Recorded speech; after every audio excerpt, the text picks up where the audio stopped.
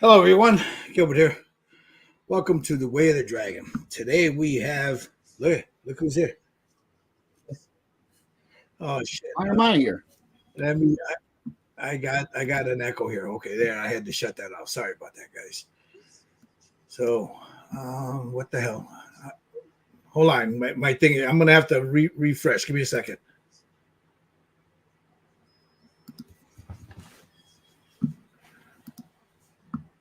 All right. Am I there? Yeah, there we are. Okay. It for some reason it opened up two screens on me, man. All right, let me get everybody in here. We've got Steve Sutton, Scale Model Kit Review, Jerry Frey Just Paint It, and of course, the man himself, NY3DCreations.com, Mr. Mike. Hi, everybody. Hey, how you doing? Hey, it's football season. Go Aaron Rodgers. I hate I should have worn my Bears hat, but I didn't. I wore I know they lost last night. I wore my last place Chicago White Sox. My poor Sox. They suck bad. Well, they sucked bad. Anyway, we're going to be doing today. We joined. Well, here I'll tell you what, Steve. It was your idea.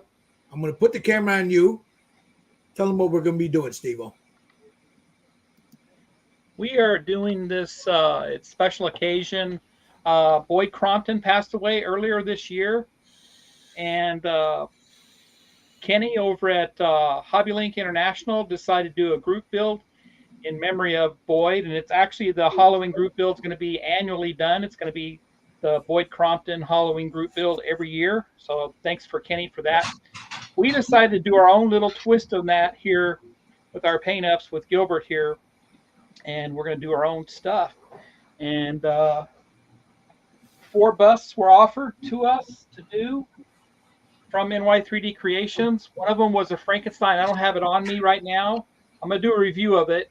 And, of course, the Nosferatu was offered from Mike. And also the Mummy and the Creature from the Black Lagoon. And I'll do reviews for those other kits. But we all chose what we'd like to do for this, and that's pretty much it. So this is for Boyd, definitely. All right, awesome. Now, like as Steve said, let me move this. I'm trying to get a good thing here. There we go.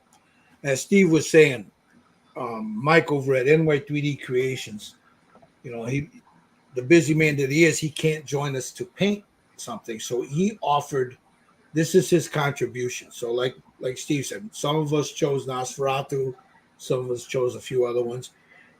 If you guys are, let me present this. Give me a second. If you want to pick one of these up, they're great pieces here. I have his website up here. Give me a minute. Let me share.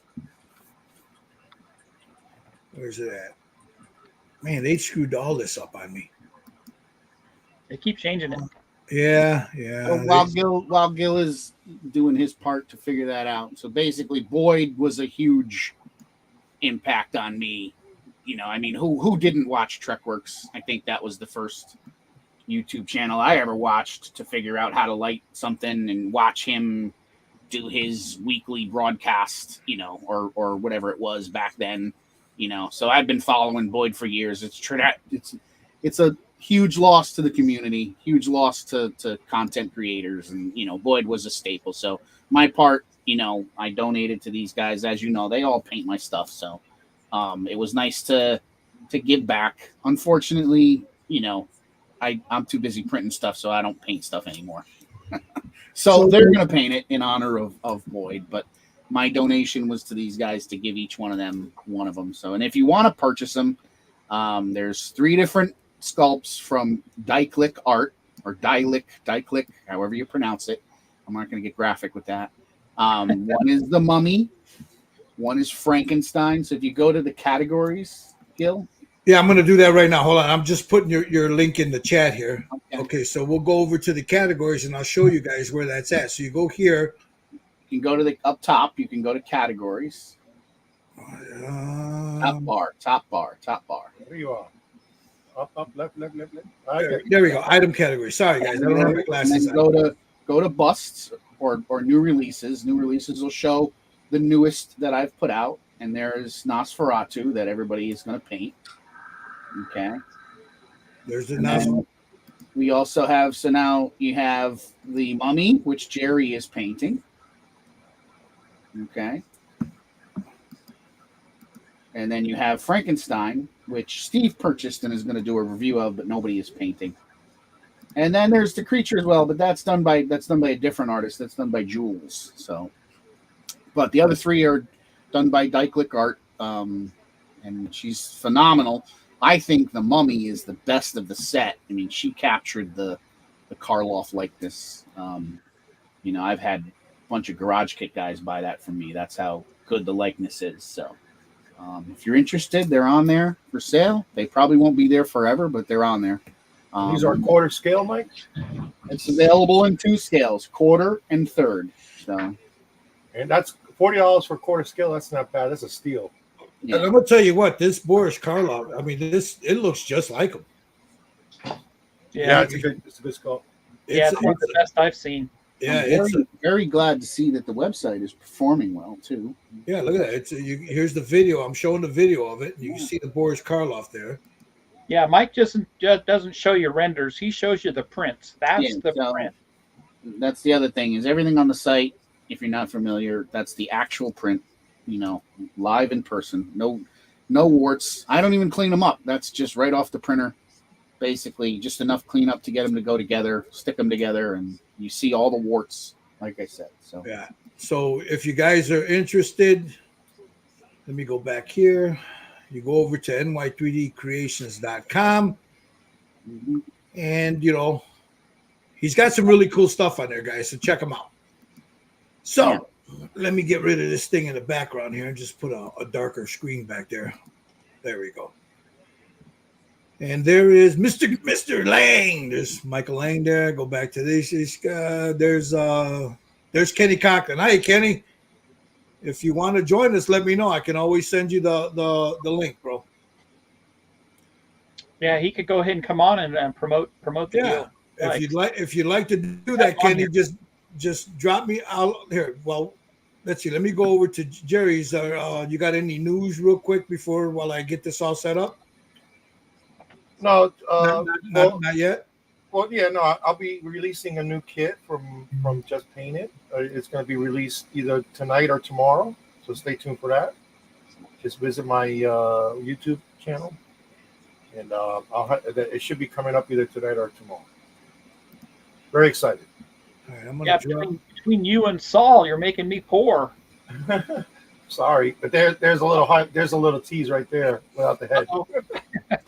He's standing right there. Yeah, he's got some really cool stuff coming up. He's not ready to preview it, but when he is, check out Jerry Fraser Just Painted. Facebook. If you go to my Facebook pages, there's a little preview there if you want to check it out. It's coming out tonight or tomorrow. So, all right. So let me switch my camera over here, and then again, want to thank Hobby Mike because he's the one that offered these up for us. I have mine. These. Go ahead, Mike. Thank Boyd for years and years and years, and thank Kenny for doing the demo, obviously. Yeah, thanks, Kenny. Mr. Conklin, is nice enough to dedicate this to him every year, and Steve as well for promoting the hell out of it, and I just I had to do my part because, like I said, Boyd has always been an influence. I've followed Boyd for 10 years now. Since I discovered that people were on YouTube. Yeah, if you guys want to join that, this is Kenny's site, Hobby Link International. Well, let me get rid of this. You can find if you go in here into events, you can join in. You got until October, I believe he said October 28th. Am I correct, guys? You got to have the he says he'll jump on in a few. So when he comes in, I'll have him discuss it. You guys can go ahead and, whatever you got, or pick up something from ny3dcreations.com. I'm telling you, these busts are fantastic, man.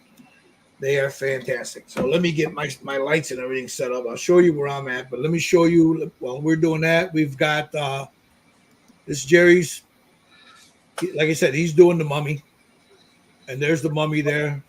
Look at that. That looks just like Boris Karloff, man. That's also to point out real quick, since Jerry ripped the head off, exclusive to my site. A lot of people may be selling these same things, but mine actually has the head removed. Everyone else's has the head as part of the bust, so a little easier to paint mine on. Oh yeah. And then there's Mr. Sutton's. He's got his in primer. Mr. Lang is chasing the polar bears. There's Mr. Lang. He's priming his at the moment. That was a nice dissolve, Gilbert, that you did there. Wasn't it? And then there's mine. Yeah, it's primer, but I kind of overdo the primer sometimes. Gil's is already finished. Yeah, he's done already. So what I'm going to do is I'm going to use this new stuff for me it's new. The Bloodline by Tim Gore. This is a Creative illustration color. I really like these colors, and I'm going to try something different. Gallery sent me a couple of airbrushes. This one is the GHAC 98. So it's dual action. It's from their Ace series. I've never used it before. I was playing around with it earlier today just to get the feel of the trigger. I'll tell you what I think of it. Right now, I like the feel in my hand. This is a little too stiff for me, but with time that'll loosen up. But yeah, I'm not used to using somebody. I've got Iwatas. I've got all kinds of airbrushes, but everybody knows my weapon of choice is a Badger. But I'm going to try this. They were kind enough to send them to me. I'm going to give them a good review. Let's see what happens. I'll tell you exactly what I think of them. Wire Paints caught the stream early this time. Hey, how you doing, brother? All right, let's go. You guys ready? I'm going to go ahead and let me pop this, make it a little bigger. There we go. And if you guys got any questions on these prints here or anything you see on ny3dcreations.com, the man is here. I don't know how long he's going to be with us, but if you got any questions on something that he's got up on his site, if he can answer them, he will. He's not going to get into technical questions, but anything that's on that site that you guys are interested in, the man's right there talking. Yeah, we're not giving out any secrets. No secrets. So here we go. I've never used this paint before. So I'm going to just use, I bought this stuff here, the 4021, the new unicorn tears. And I even washed my glasses, man, so they're nice and clean, And you get a glove on. No love, no glove, no love, man, as the girl said in Highlander.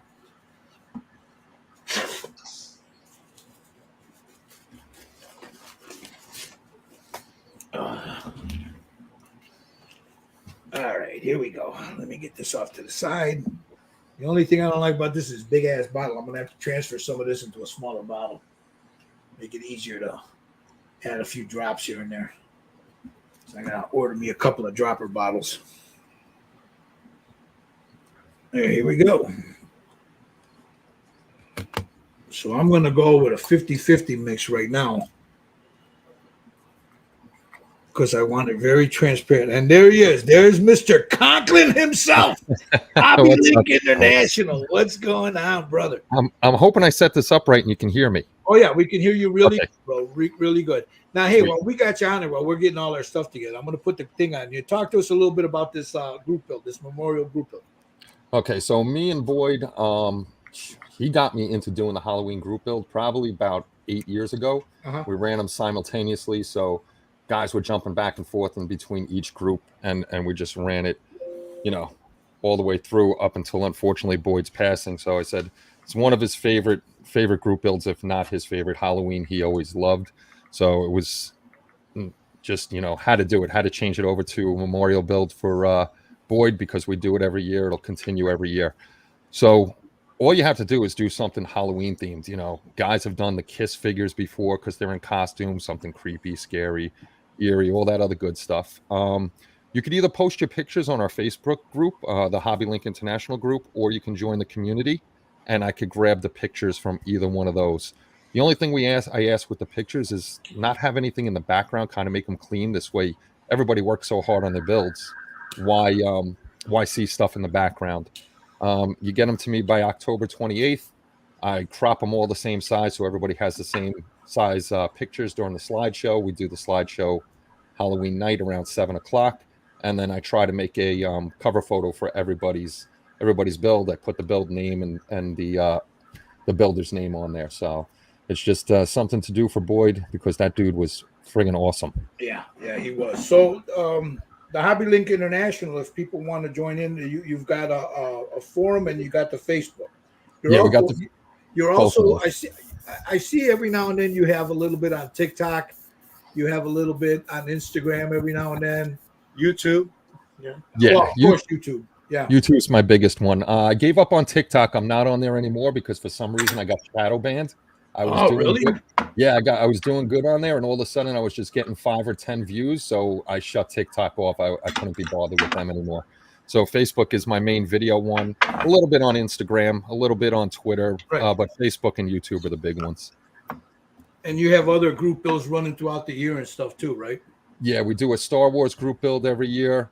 One called Sci-Fi Fantasy after my old site for anything sci-fi and fantasy. I'm trying to think of the other ones. It's like a figure and bust group build, and we always do it for a full year because we know everybody always runs into something during the year that they can't get their build done or something like that.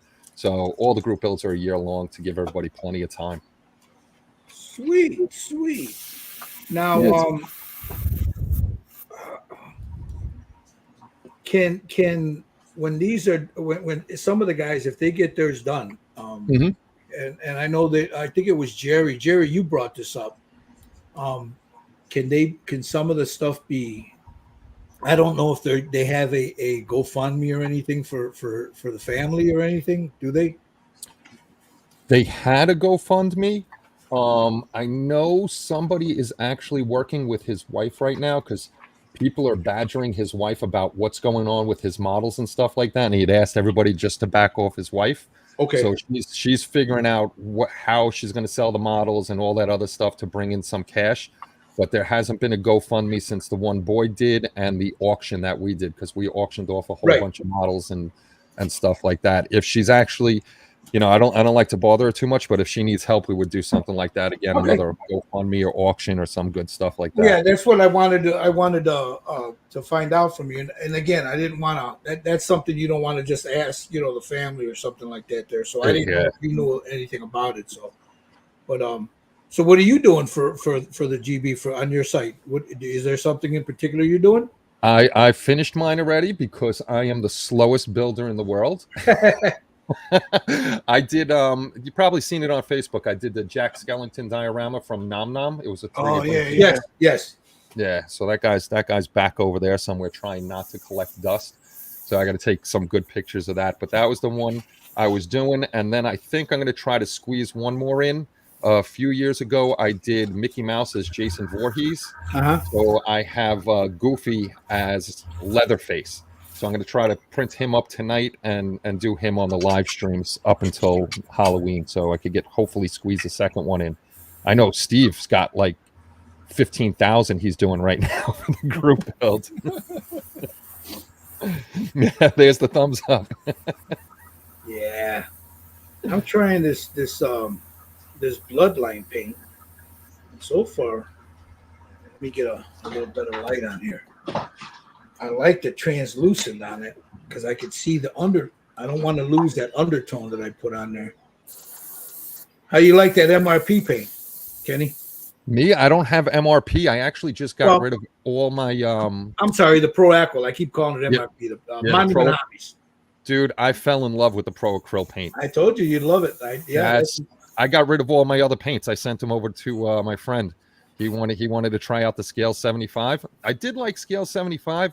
It's just no matter how many times I thinned it with the same ratio, sometimes it was good, sometimes it was bad. So I was like, no more scale 75 for me. Scale 75 bottle to bottle is inconsistent. That's for sure. Yeah, I have it. And yeah, I think you still have some, don't you, Mike? I have all the sets, but like Kenny says, some of them are really thick, some of them are gloss, some of them are not, some of them are flat. It's like, you don't know what you're gonna get. It's like life is like a box of chocolates when you're using Skill 75. Sure. Oh, good stuff. The other thing with them is they don't thin very well. Some of them they break the pigment up really, really bad. I noticed, some of, or well, not the fantasy games, but the regular ones. You know what I mean? They are a brush paint, that's for sure. They don't like to be thin. So, but again, that's an old line too. Scale 75 is one of the original lines. So, the technology now is light years ahead. The AK third gens and stuff. It's like light years ahead of that stuff. So I'm gonna tell you what, this bloodline is nice. It's really not that I know how to paint. Yeah, okay. I like this. The problem that I have is I figured out how to 3D print, and that was the end of my hobby days. So, Kenny, I warn you now. I do more 3D printing. Away. I do more 3D printing than messing with my own stuff. I'm doing a small Mr. Magoo, and it's taken me a month to do his head. Yeah. Stop printing now and throw it all away and go back to painting. Trust me. It's a very addictive. I haven't touched a styrene kit, and I can't even tell you how long. Yeah. I like this airbrush. It's not bad. It flows really. This is that new gallery. Well, they sent me one to try out. Well, they sent me two. They sent me the Swallowtail and this one. I prefer for this kind of work my Sotar, because I can get real intricate with it. But I'm gonna tell you what, this ain't a bad airbrush. Nice. It's not a bad airbrush. I mean, I've heard good and bad about it, but it's got a nice flow to it. I was expecting with the trigger being so tight, for me at least, because I'll loosen it up. I'll go in there and cut a spring off of it. Make it a low rider. Well, I do that with all my airbrushes. I mean, I've been doing that since the 80s, man. If they're too tight or they're not tight enough, I'll put a tighter spring in there or a looser one. But this ain't bad. This is actually pretty good. I'm getting nice. a good consistent line out of it. I tell you, you're gonna like it. Yeah, it's not a bad airbrush. I wonder what you try that Mobius. The Mobius line, I think, is the best line. That's the one I want to get my hands on. I mean, you can't be choosy. They sent them to me, so I'm going to try it out. And you know what, Jerry, you could be mad at me all you want, but I'm glad I talk shit to me all you want, but I'm glad I added that undertone to it before I did anything. Because this, I'm not the one who gives you shit all the time. I know this. Kenny, you do a lot of Halloween and monster stuff. This bloodline stuff is really good. Yeah, I got to check that out. I mean, you can get the what's his Thomas Grossman. You know Thomas Grossman, right? Yeah, he's got them, and we're at Tag Team Hobbies. I think the master set's like $60 Oh, that's not bad for the smaller bottles. If you get the bigger bottles, it's like $100 or something. That's still not too bad. I think he's got this. I know he's got the New World stuff. The New World stuff is really good too. That I want a New World. If you're gonna have three paints in your thing, this one, the New Worlds, and the Pro Acro. You just can't beat them. You can't beat them. I mean, I barely use my damn Vallejos anymore. I'm mostly Pro Acro now. Yeah, the Pro Krills, no, but I'm still I got the I just bought the Evolution Harder and Steenbeck, the 2024, and I'm still getting used to that airbrush because all I used was Badger the whole time, and my finger is still used to the pull on a Badger airbrush. I don't care what anybody says; it's two different pulls, so I'm still getting used to the feel of the new airbrush. That's what I was talking about with this. Earlier today, what I did was I sat down, I put some thinned down ink in this. And for about 20 minutes, I just kept playing back and forth, just to get the feel of that trigger. Yep. when I used to teach guys and how to airbrush, I used to tell them, look, I don't care how good of an airbrush artist you are. If you haven't touched an airbrush in a few days or whatever, run some water through it and go back and forth. Let that trigger, the muscle memory come back. Especially if you're doing, like details, Exactly. detail work. So yeah, we'll get these done. We'll get these done, and then we'll submit the photos to you there. Yeah. I mean, if you want to hype, you got anything else you want to talk about, man? Throw it out there, man. I don't even know. I'm just worried about the Halloween build for now.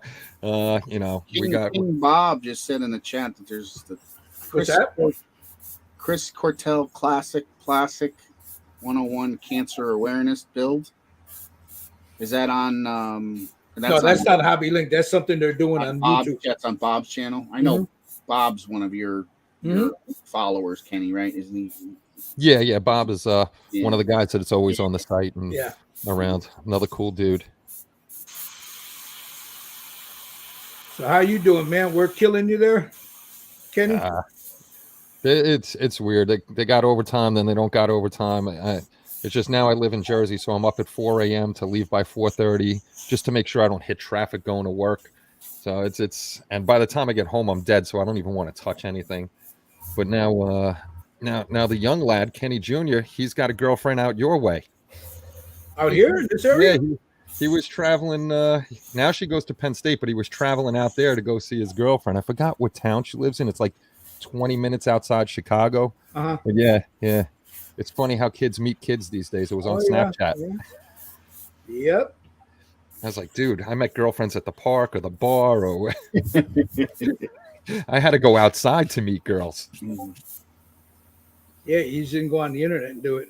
No. But he's getting back into the modeling, which is good, but he likes the Gundam stuff. So I was like, hey, as long as you're playing with some models, having a good time, have at it. I have just become a fanboy of this paint. Nice. I love this. You're so getting a divorce. Yeah, I know. I love this paint. It's so I thinned it so much, and I was worried that the undertones that I put on there would fuck me up. But I'm gonna tell you, not for kids. Kids, close your ears. Close your ears. You know me, I'm always swearing. Close your ears. This stuff is really nice. And you know what? I told you to try them a long time ago, bro. Yes, you did. I'm really liking these paints. I'll show you what the first round of this looks like. I don't want to go too much because I don't want to lose all that. What would you call the mottling and everything underneath it? Because I'm going to be going in with oils. But you guys, man, check out Kenny Conklin's, the Hobby Link International. You've been doing that for a while too, haven't you, Kenny? Since 2008, we've had a site, and I'm trying to think when I started YouTube, 10 years ago, 11 years ago. So we've been doing it for a while, pretty long time. The internet was good for that. How's the selling 3D prints doing for you? Some do good and some not so good. It's welcome to my world, Virginia. And the next one we got coming out is Quint from Jaws, since it's 50 years. Next year is the anniversary. So I've been working with Joe Hudson. I'm sure some of you guys know him. Yeah. We've been collaborating on some stuff, and that's the next one. I got a Tony Soprano we're going to be putting out. I got to get those over to Joe so we can paint them up for the site. But yeah, the Turtles did good. The Ninja Turtles did good, which was nice. I still got a bunch of freaking Terminator busts sitting here, so that one didn't do too well. A few of those sold, but come around, what is it, Black Friday and Cyber Monday, we'll drop the price on them and see if we just get them out of the studio, get rid of them. Shh, don't say that now. Nothing will sell until then. Yeah, that's true. That's true. I'm going to show you guys this fucking... Gil, quit swearing. This kid's watching. Looks nice. Yeah. I was worried about that green I put up underneath it, but I know the camera isn't really showing. Would you reprime it? No, look at it's got all that mottling underneath it. Oh, okay, I see now.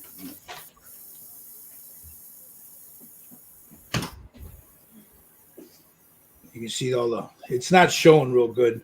And I'm going to go in right now and do the veins, and then I'll put a little bit a thinner coat over the whole thing, and then the oils will come in afterwards. But like, look at the hands, That's an awesome piece. That's a really nice piece. It is. It really is. Ina Dyklick or Deichlick or whatever, however you say it. I don't really know how it is. Her and Andriy Stefanov, they're kind of intertwined with each other. I don't know if you're familiar with him. Stefanov has been around for a long time. But she's tackled that Universal Monsters line, and she's done phenomenal work with some of that stuff. Rest in peace. I'll quote Stan, who we lost this year as well. It was the best. He said it's the best Frankenstein he's ever seen, and he's been around for 30 years. So, in the hobby, you know what I mean. So she's doing great work. I don't know if she's going to continue it, but you're going to run out of monsters eventually, right? Yeah. But yeah, she's doing great sculpts. I like that she does the bust and the figure. That's always good. But oh, I'm sorry, I got it on me. Sorry about that. Yeah, it's a good. That mummy was so good that a lot of the garage kit guys were like, oh, I gotta have one. The diehard Jaeger guys, you know what I mean? We're like, oh, I gotta have that. Where you always know when the sculpt captures the likeness when those guys are like, I gotta have it. So.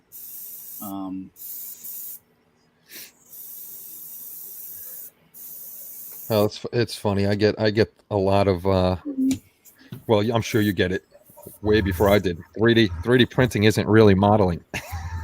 Yeah. I love that one. It's like, come on, the guys are still putting it together, sanding it, painting it. They're doing all the good stuff. Kenny, there's a progression that's happened, when as I've been doing this for 9 years. Yeah, a long time. And I was one of the first or arguably the first out there, really. And I was just talking to a customer today, and I was like, you realize that in the beginning I was the enemy. The garage kit guys wanted to shoot me in the parking lot. So it's come a long way, considering now your top garage kit producers are now 3D printing their own kits. Yes, I've seen that. And that says a lot. There's always going to be a stigma involved in it, I think, until people kind of get over the, well, so here's another, I should shut my mouth at this point, but there's a large contingent of people, or a large group of people that buy a printer off of Amazon, print two things, and all of a sudden they're a kit producer. Okay. Yeah. And, some get good results, but a lot of them get bad results. And this is bad for people like myself and people like yourself who are trying to produce on a producer level, because there's a lot of shit out there. Okay. You just got to be careful who you buy from, number one. Yep. Steve recently had a little situation where he bought a kit and got it, and it was a puddle of resin in the bag, and that's nice. Bad. That's bad, so again, there's a stigma involved, back to my original point, because of stuff like that it's going to be tough to get over that. You know what I mean? And I don't think this is a way you can, because, people join a Patreon for $20 a month and buy a printer for $300, and all of a sudden they're in business. You know what I mean? And there's no way around that, and it's tough, It's believe me, of all people, 9 years later, now I was the only person doing it, and now there's 100 people doing it. You know what I mean? Yeah. So, it is what it is, but quality speaks for itself. You just got to put out good shit, and that's your name is all you got. That's all I can say. You know what I mean? So. Absolutely. You know how many bad ones? I refuse to sell anything that's bad. It goes into the pile. And I could use it as painting practice later, and the good ones get boxed up. And some that have deviations in them that aren't real serious ones, then we'll put those at a lower price. If somebody wants a lower price one, go ahead, knock yourself out. We could say hello, Joe. Joe Hudson just messaged me that he's watching us. Hey, Joe Hudson. Hey, Joe. Just spoke to him earlier today. So that's the crux of the business. But again, there's a huge transition happening now with garage kit guys getting involved in it because quite frankly, if it's done right, the print is just as good as a cast. Absolutely. If not better, because everyone is a master copy, as they say. Where casting, everyone who casts or has bought casts knows that the further you go in a mold's life, the less and less detail you're going to have. So, when you buy a 3D printed kit, that's right. You're going to get precise results every time. The sharpest detail. So, again, and again, the secret is out, so to speak. The garage kit guys know about it now, and it's that's my business has kind of moved into that side of things a little bit more. You know what I mean? Garage kit guys are figuring out like, hey, can you print this master for me or whatever? You know what I mean? So exactly. So you're more your business. Us, it's to keep us in the hobby, get me some paints, and that's make a little extra money on the side for hobby stuff. Again, I made a choice, 5 or 6 years ago to do this full time. You know what I mean? And you got to shake and move and twist and shuck and jive to keep the business. It's harder and harder to produce original ideas because everybody's stealing each other's shit nowadays. That's. You can't have an original idea anymore because the minute that it gets seen anywhere, somebody else has already done it, Exactly. So, again, I've always had really good, loyal people that have always bought from me and always will, and that's good, and it is what it is, I don't stress it as much as I used to, but. You got a very good name in the business, which is awesome. It's tough. Like I said, there's too many. I bought a printer on Amazon and I'm a kit producer, guys. No offense to anybody out there that's doing that, but there's a lot more to it than that. But, absolutely. I've been learning that. As you're finding out, I see your printer's broken and there's and listen, what you guys are buying now for printers, imagine where we were 8 years ago. Yeah, totally different. My first printers, there was a firmware update every week. For months, for years, I mean, they were, I think Omar, you could ask Omar, he was in that early era where literally the firmware's different every week, and it's like, come on, you people got to get this right eventually, right? Exactly. And before monochrome screens, we were doing RGB screens. They were, they would last an hour, they would last 15 hours, and you rip the screen out and change it again, like that. I mean, those days were brutal, so before they figured out Z rails and you had Z wobble and forget it, what I went through from, and I laugh. I said this the other night, the first printer that I ever bought, the first resin printer I ever bought was $650 and it was a 5-inch screen, 2K. Wow. Where are we at now? You're getting a 12K printer for $280, you know what I mean? So. Somebody has a couple questions up there for you guys. I don't mean to hijack the conversation. No, go ahead. Hey, David. That's Mini Dreams. Mini Dreams. I haven't heard from Mini Dreams or seen from a long time. He got one for you, Kenny. There's a question in here for me? Yeah, from Wyatt Paints. Where? Why can't I see it? It says, hey, Kenny. There it is. Yeah. I got it up on the screen. Say 15 for resin, got any leads on better rate without needing to buy 50 kilograms at a time. I buy mine all off of Amazon, so I really don't have maybe Mike knows, but I just buy my resin is just standard any cubic resin. that I have to play with the settings all the time with, but it's pretty decent. It's only $17 on Amazon for, what is it? It's only 1 kilogram, I think. These bottles, yeah, they're only 1 kilogram. So I did use, oh my God, what was the DLP resin from Anycubic? Beautiful prints, but that would put me in a divorce situation because that was $50 a bottle, which I didn't really want to pay $50 a bottle. So, but you really just got to look around places. I buy everything on Amazon. So here's the speech that I'll give. Find a good resin, dial it in, and use it. And don't buy a bargain. Don't try to get get your results, because everybody.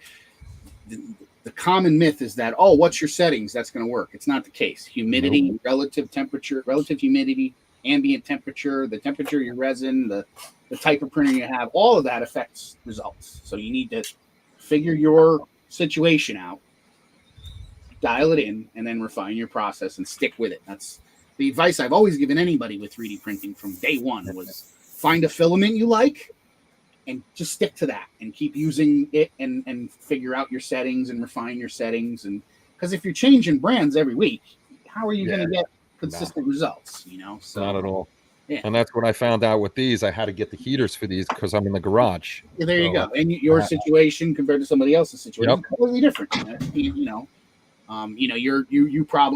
in Jersey. You probably got heavy humidity in the summertime, whereas someone like Steve in Arizona, it's going to be completely different. Jerry's in an attic.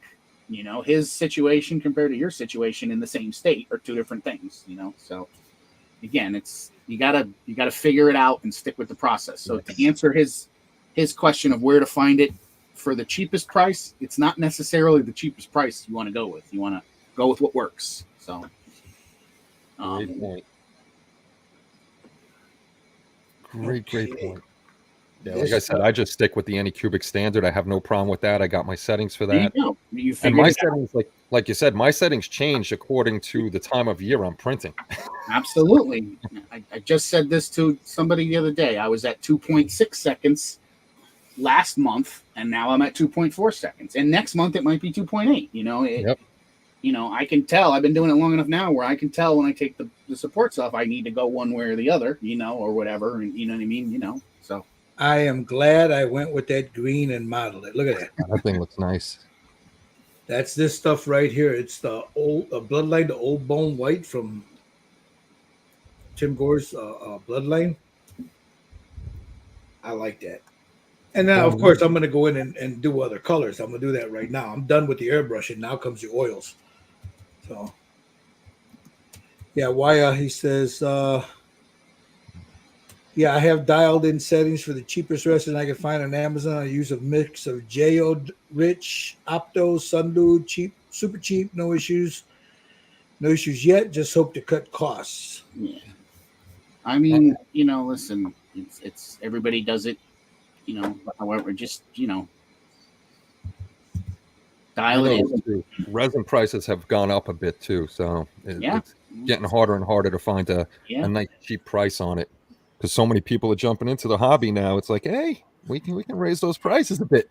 You know what's funny though? I'm glad you said that because I know a lot of people that jumped in the hobby and jumped right out of it just real quick.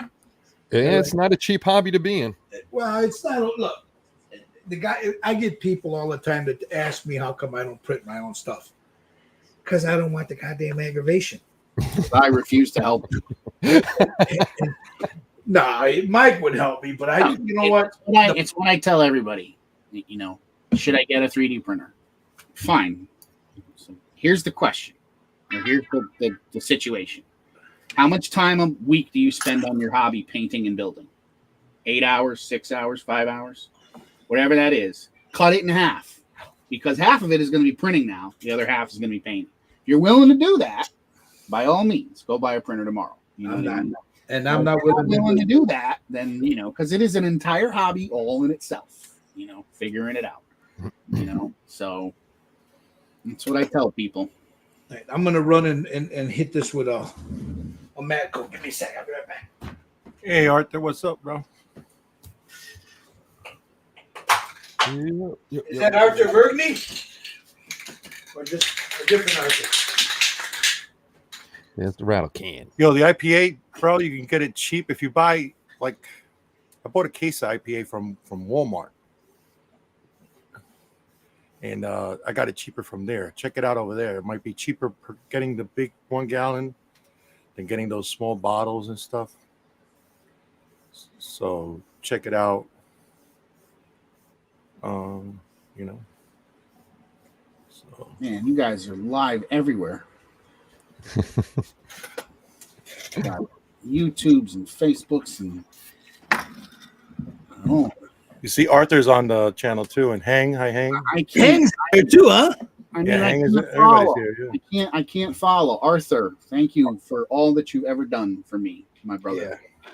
Arthur, Man, Arthur's the sculptor for my kids. He did a lot of stuff for Mike.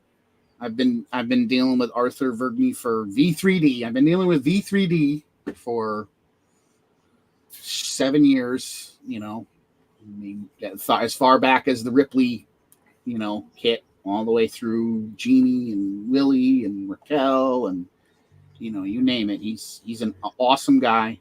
I've brought customers, collectors to him with a picture of something that they wanted a kit made out of it, and he nailed it. You know, so. Awesome guy. Awesome guy. If you ever need a kit sculpted, Kenny, he's the guy. Sweet. And trustworthy. It's another thing I'm going to say is this business is dirty. Very. You pay somebody to do something and they're selling it to 10 other guys. None of my files have ever seen the light of day. That man is honest. That's a very important thing, you know. That's one thing we don't do. We don't sell the files because we know immediately what's going to happen to the files. Yes. They're going to be all over the place. And then somebody's going, especially on Etsy. I can't stand Etsy. Oh, Etsy, man, it's like having an artist that's honest is very, very important. You know? Yep. Yeah, I go through the secret guy from Joe. I don't know who his secret guy is, but right now I'm going through the secret guy with Joe. It's always good to know other people though that are very trustworthy. I think he's in the industry. He's referred to as Sculptor X. Ah, okay. Sculptor X. But yeah, I do everything. You know, it's always good to have a second person too, just in case that guy gets bound up with some other stuff. And yeah. But trustworthy is definitely the important thing. Yes, Sculptor X is very busy. I can tell you that. The problem with Etsy is those, Sculptor X. The problem with Etsy is all those, you know, bad people that are making it look bad for people that are trying to do a legit business in there. So here is the other problem with the business, okay, or the hobby, I should say, is that most people who go buy a printer tomorrow don't know what's stolen, what's not stolen. Yep.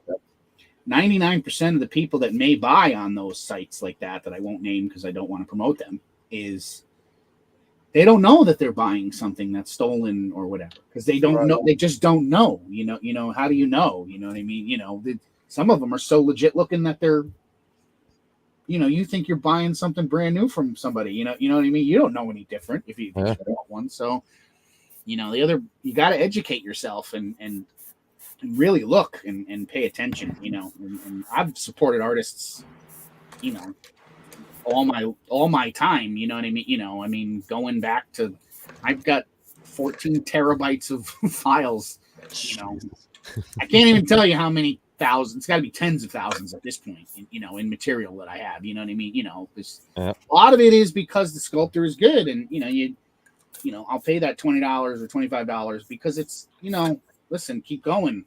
Keep progressing your, you know what I mean? You know, like if you got a good sculptor, you know, selling this files, you want to support him so he comes out with more stuff. Yeah, absolutely. I always tell myself one day I'll print it, but you know, I know the truth is I probably won't. But you know, it is what it is. It's like the kit that you're never going to build, right? You exactly. know? So, except hard drive space is a lot better than closet space. Yes, it takes up a lot less room. But even with that, like there's sculptors that they don't give you permission, say, up front. But I've talked to a few that say, listen, can I print your stuff? I'll give you a cut of whatever. And they're more than willing, as long as you're not selling their files. Every file that we have, we make sure that we're allowed to sell a completed model. If they say no, fine. You know, I'm not worried about it. There's plenty of things out there. The bulk of the sculptors are not worried about the prints. No. and if you really get in conversations with them, back in the day, it used to be an exclusive community. It's the free for all. It's the Wild Wild West with artists nowadays. But back in the day, the artists they weren't worried about that. They were worried about the theft of the file. Yeah. And that's one thing that it's just like you said, it's out of control. It's out of control out there. But this is the scruples of this day and age. Is people think that just because it's digital and it has no substance, that it doesn't matter who owns it. That's what killed our first business. We had a digital magazine, and it got stolen and put on every torrent site, and we made no money off it. And it just ended up as like, you know what? It's not worth it because it's just going to get stolen again and put out there. Yep. Music, and I can't say that I never had Napster. Actually, a friend of mine I grew up with was, what's his name's roommate. He wrote some of the program for Napster. So holy crap. It's like back in Pennsylvania and Lehigh, you know what I mean? So, but again, that's just another example of it. It's digital. It doesn't have any substance. So I don't care. Movies and television shows and you name it. It is what it is. But support your artist. Absolutely. That's my statement. Support your artist. I agree. 1,000%. Support the artists, because if you don't support them, eventually they're going to go away. I've seen fantastic artists, geniuses that stopped producing STL files because they're just so tired of it, and that's a shame in itself. You know what I mean? Yep. Now you don't get that work anymore. Yeah, it sucks. What's going on, Kevin Smith? Oh yeah, I loved you in Silent Bob. With the Kevin Smith? The Kevin Smith. I don't know if you knew. I told you what went on with the Anycubic M5. It's the build plate. They're self-leveling, but it's only the Z-axis. So my plate is off now, and it doesn't have bolts on the side, which the M5S Pro does. So they must have realized that was their mistake. So I'm going to see. It's supposed to fit. The M5S Pro plate is supposed to fit on the M5S. I'm going to find that out and see what happens. But at least that I can my level. Love affair with Anycubic ended with the photons. Yeah, I'm going to be moving off of these guys soon. Yeah, when they stopped backing their own product, I was like, you know what? I have 14 of these things, and you can't even sell me a screen. I stopped with Elegoo. I went to Frozen from there, and I've had Frozen product up until Elegoo pretty much took over the industry. So yeah. The one thing I can say about Elegoo is they're if there's something wrong and you contact them, they get back to you in a day, and they have parts warehouses in New Jersey. They, if they can't get you the part, it comes from China, but that's part of it. You know what I mean? But 20 days now, I'm still waiting on an answer from Anycubic. Yeah. And you'll get an email. Oh, sorry, it was a Chinese holiday or something. Yeah. That's the response you get, Have it you was the same thing in the early days with them, and the automated response was always update the firmware. And like I said, there was a new firmware every week. It's like, yeah. Are you really seriously going to tell me no new firmware? I just did it last week, but as far as the build plate goes, Kenny, I don't know. I mean, that's a design flaw. Did you buy one of the pre-production models? Maybe I bought the first release, which has a solid neck to it. Yeah. And then they realized after that the solid neck is not the greatest option when it does have to be leveled. So I don't know a lot about the Mono X. I've never owned one, and I haven't, I haven't followed it, Yeah, I got rid of that one of these. Hey, Mike, I think right.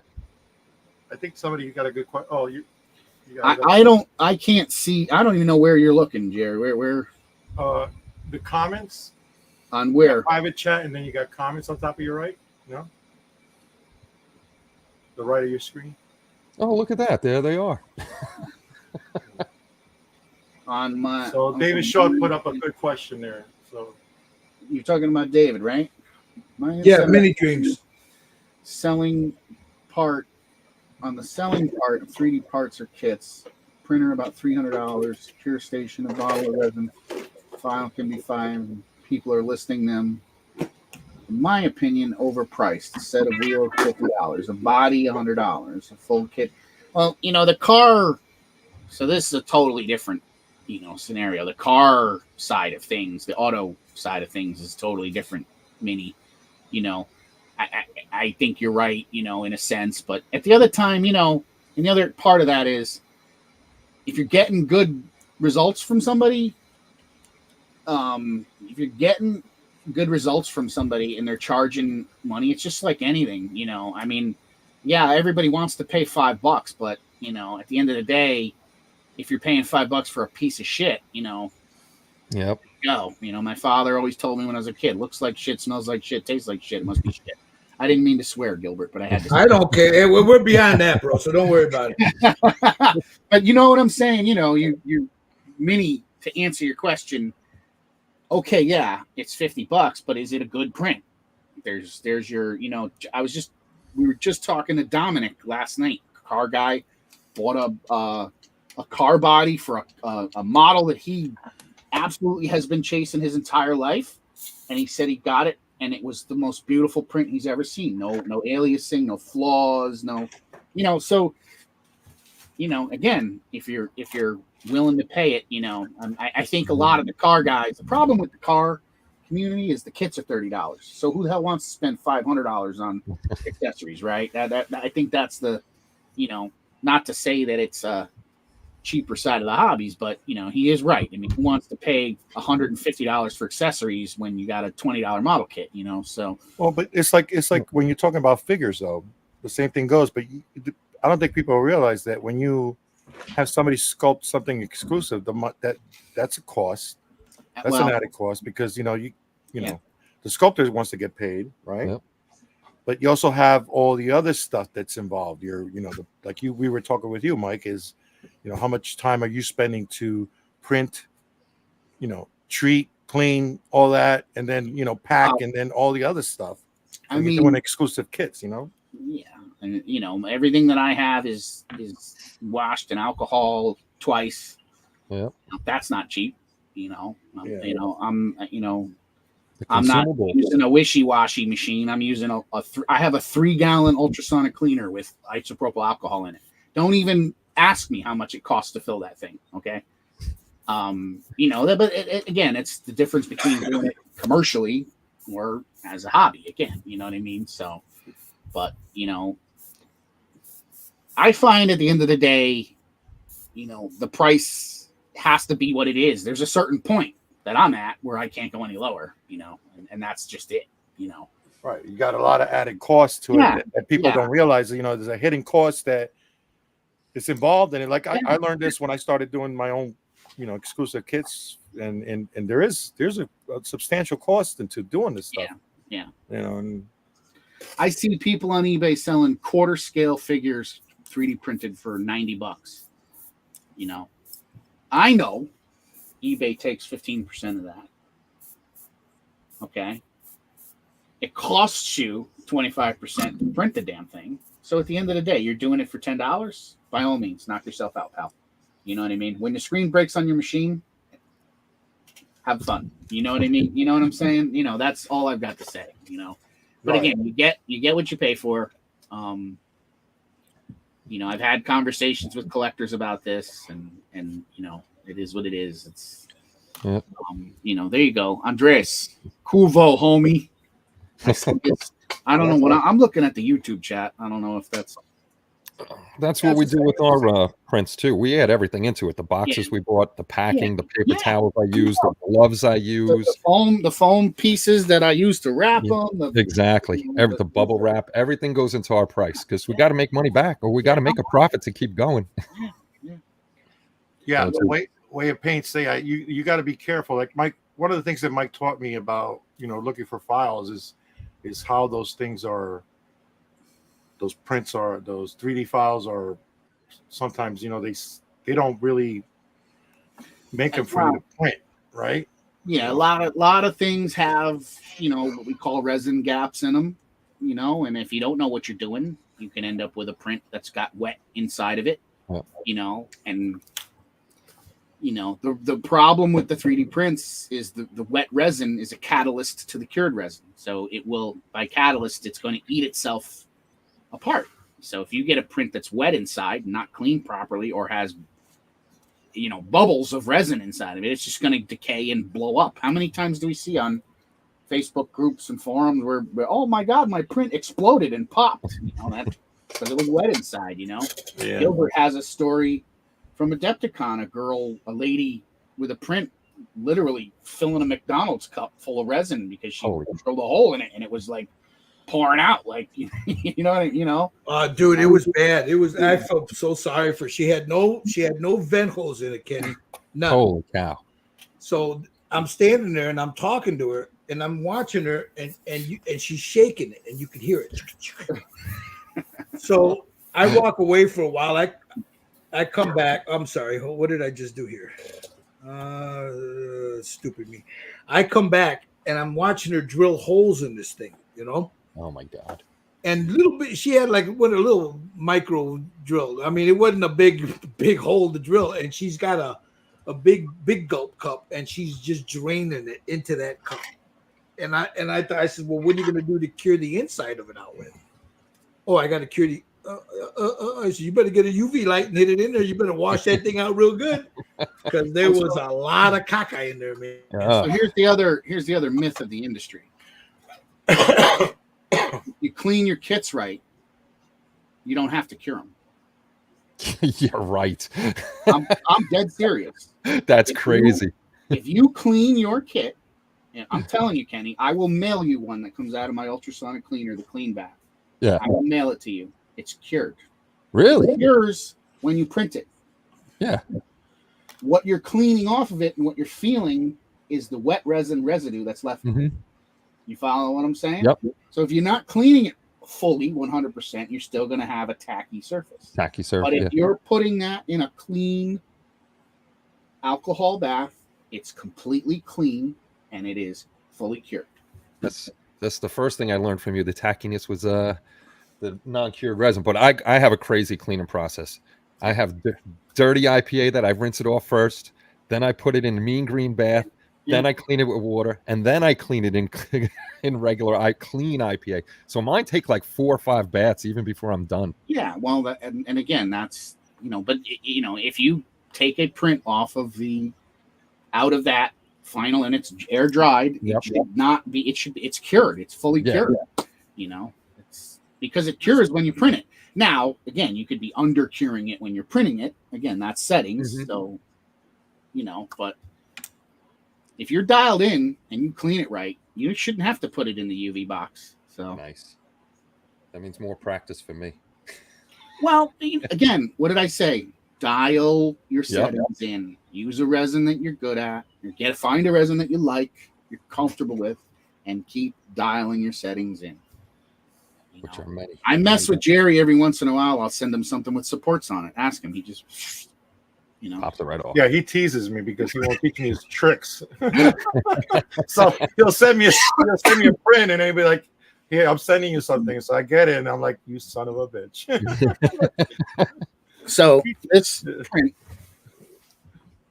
okay, it's orientated like this. Okay. There's probably 700 points. Yep. On the back of that head, I didn't touch it. Can't see nothing. Yeah, I didn't touch it. That's when you master. That's when you master your. I just put it off the supports, and that was that. Yeah, so nice. Very nice. Take me off the camera. Oh God! All right, gentlemen. My mom is calling. Dinner is ready, so I'm going to have to leave you at this point. Hey, it's all right, brother. Thanks for stopping in, man. Yeah, Kenny. Thank you for stopping having me on, guys. It, and thank you very much for joining in on Boyd's build and promoting it and all that other stuff. I'll have to jump on with you guys again. All right, my friend. You take care. Everybody have a great night. Take care, guys. Take care, Ken. Bye-bye. All right, so now I'm going to jump back and forth to the guys in a second here. But what I'm doing is I'm starting to add the oils. Damn, you're almost done, bro. Oh no, there's a lot of work left. But I'm starting to. I don't do monsters, man. So I'm trying to. I gotta. Keep going, bro, because it's coming out real nice. I don't. Yeah, I don't. I don't do monsters, but I'm trying, okay, bro. But you know what? Guess what? You're doing a good job at it. I don't see why you don't do more. And then now that I think of this, I got my reference picture. I said, yeah, you should have went with the Mummy. It would have been easier. But he's coming along all right, I think. Now, let me jump over to, let's see. What you got there, Jerry? Let's look at you. Well, I'm trying to go with a more of that old film, black and white old film look. Oh, cool. So I went with a little bit of that. I got scale colors, like brown gray and things like that, and then I'm using some of the red gray from Pro Acro. So I'm just working on the base tones. Now I'm going to start working on the shadows and the highlights and stuff. Nice. So I want to see where I go with this. I'm not sure. I was trying to get that effect. I think I'm going the right way, but we'll see where it goes. Sweet. Where's Steve? Steve's there. There's Steve. Yes, I've been using these MSP they call them, or whatever what are they? Yeah, from Reaper. Reaper colors. I started off with where's that? Oh, the vampire skin color, which has a little bit of a purple tint to it, and then vampire shadow, which is a little darker. I added some moldy skin to that. It's nice. Not quite dark like I wanted. Then there's also a vampire shadow or highlight. I haven't done that yet. But cool. I'm working on it. I'm kind of layering like I do the normal skin tones. Nice. Mr. Lang, where are you at, brother? I did some sponging of blue, and then I'm now overshooting with some green weight. Cool. So I got a lot of nice veins happening and texture happening. Nice.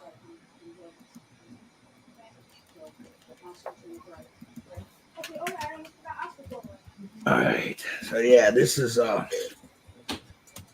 little different for me, Jerry, but we'll get it. This is one of my favorite tools right here. Once you lay that down, you smooth it all out with this guy.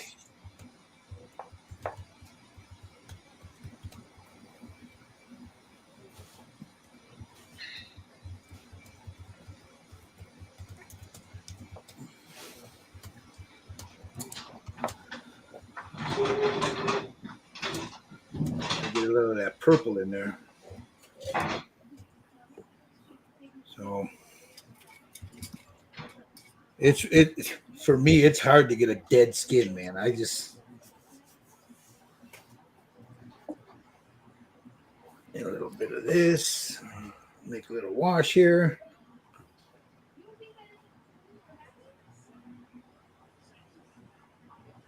Run that up the lips a little bit.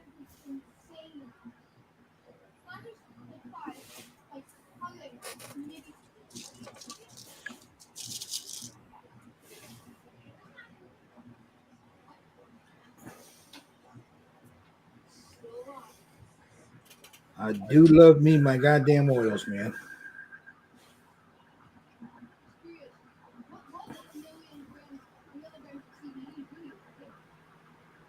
Yeah, I lost this one to my daughter, but that's okay. I know where you can buy another one. That's what I was just thinking. I was just thinking the same thing.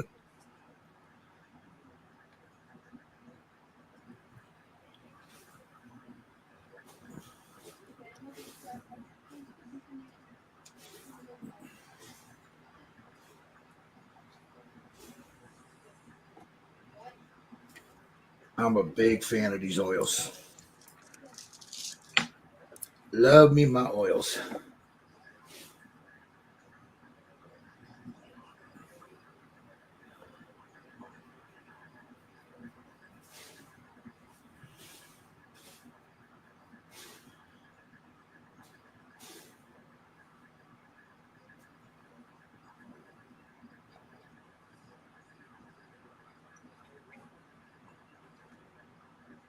And I'll come in with the whites.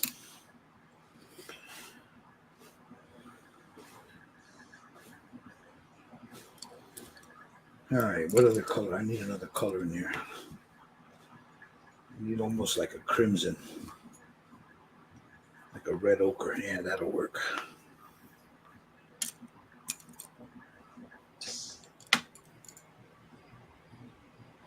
You don't need a lot of it.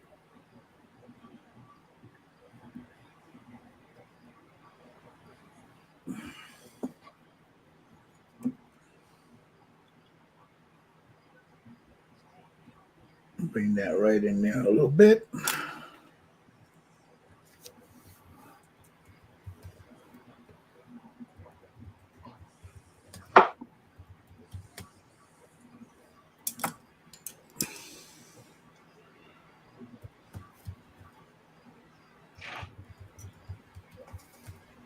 A little bit underneath those eyeballs.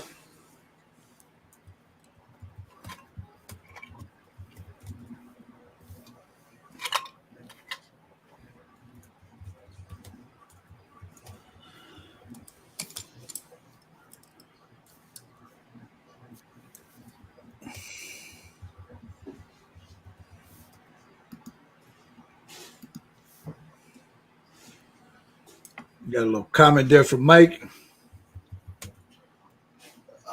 Oh yeah. So Meanie was asking about the hobby, so I gave him my opinion. Yeah, there's a lot of guys on there, doing that.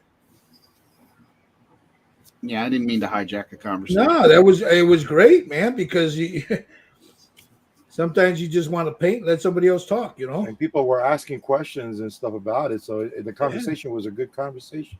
Yeah, it was a good conversation.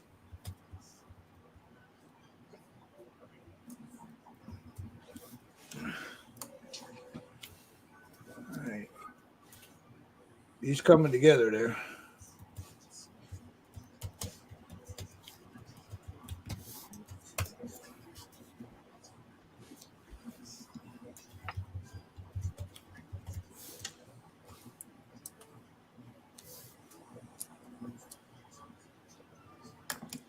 Oh, come on, Dalton.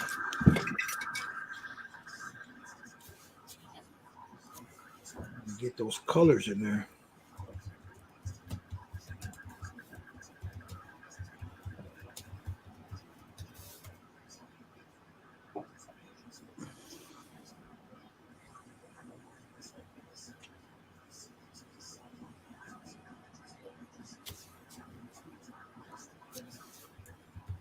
Get that lip.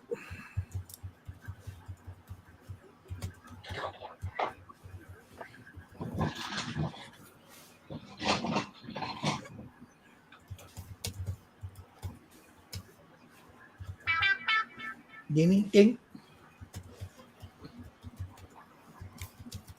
Oh, Max Shrek. He was one ugly dude.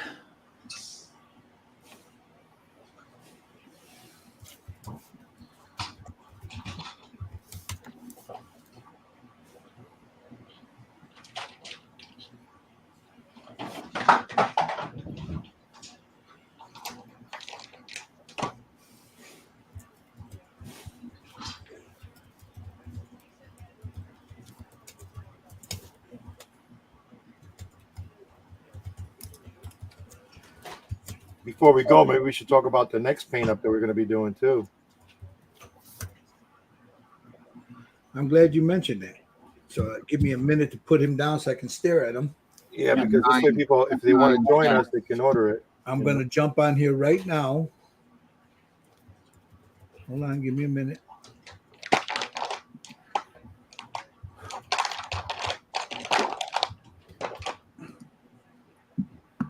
We are going to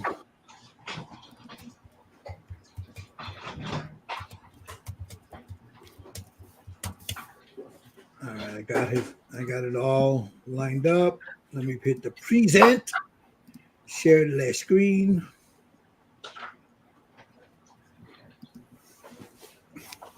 This is the next one we are going to be doing. Galadriel. What you see here is this is a quarter scale, right, Mike? The one in the picture. Well, it's available in 2 scales. It's but quarter, third quarter. I think there's a picture with a tape measure or a ruler, right? Scroll down a little bit. I forget how big she is. Yeah, there you go. So quarter scale is about 7.5 inches. And then there's a third scale, which is about 10 or 11 inches. So that's going to be our next one right there. Lady Gladriel. I'll show you guys. I'll run. Let's see. This is again, the clean print right out. You know, it's no primer, no paint, no nothing on it. Yeah. What? And everything that I have is you know, is literally right out of the printer. Minimal cleanup done, you know, just enough to display it basically. And then you know, it's a beautiful sculpt. That's another one, like I said, I've had people goo gaga about it, you know, because it's just it's not something that's been done. So if you're a fan of the new show, you know, that's the there she is. So that'll be great likeness of her. Great likeness of her, yeah. Yeah. That'll be our next one. I don't know. We the boys and I got to sit down and figure out when we're going to do it, but that'll be the next one that we're going to do. So, excuse me, I'm digging for paint here. There we go. That's what I'm looking for. Titanium white. Now, you guys out there that don't use oil paint, you should give it a try. I keep trying to get Jerry to try him. I was actually thinking about pulling him out for this. A little titanium white there. And all these colors, I'll be playing around most of the night with this thing. But we'll get most of what we can done here, and then I'll go from there. I'll put a little white on his nose here, just to... We need to start bringing out these highlights.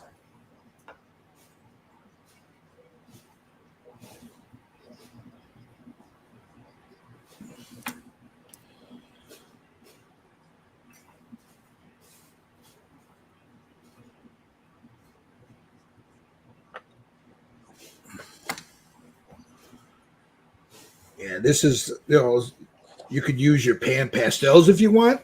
Jerry's really good with those. I'm doing that right now. I like the pastels and I still use them, but I'm more comfortable with oils. I'm gonna get out of here, guys. I got some stuff I want to do. But... All right, brother. Hey, thanks for hanging out, Mike. Thanks for sticking around with us, man. All right, boys. All right, later.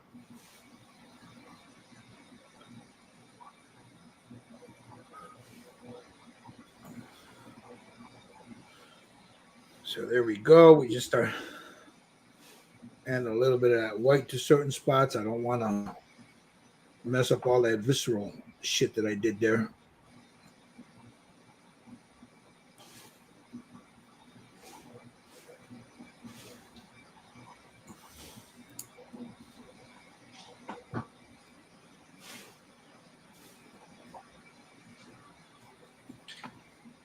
That's an ugly mofo, man.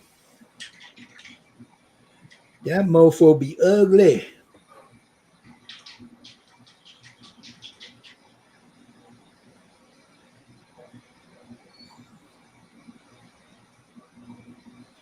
I like that airbrush, man. You do? Yeah, it's not bad. It's a good airbrush. I mean, and that's like that. Not even their best airbrush either. Nope. You got to try that Mobius.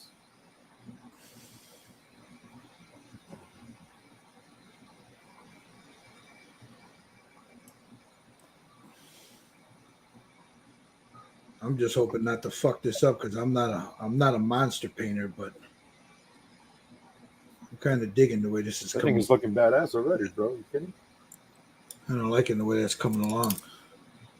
It always helps to have a good cigar, though, too, you know? Little Bustelo? Mm-hmm. Oh, no Bustelo when I'm painting, bro. Well, Steve, fucking hand. Speaking of Bustelo, it's a little coffee break. I got it up at the top there. So hey guys, let me see. At the very top here, let me grab it again while I'm. If any of this is of any use to you, man, I was just telling the guy StreamYard just bumped up their prices on me. So here, let me Yeah, we're gonna like to look at different alternatives, right? Yeah, I'm gonna have to, man, because Yeah. it went from $20 a month to $40 a month, you know, and that's just too damn crazy, you know.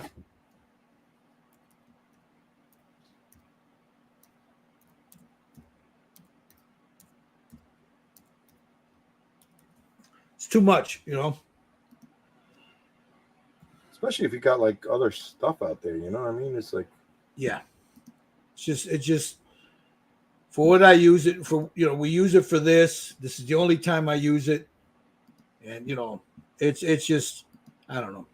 I'm gonna put a link down below here, guys. If any of this is of any use to you and you want to help us to continue doing this stuff here, there's a link down at the bottom. So buy me a coffee, whatever you can do. If not, man, please. You're watching on Scale Model Kit Review. You're watching on Jerry Fraser Just Painted. You know, hit a like and subscribe. Leave a comment. You know, help us with the algorithm. Same thing here. You know, if you like it, hit it, give me a thumbs up. You know, it helps to let us know that you guys are enjoying this. You know. oh, definitely helps out, guys.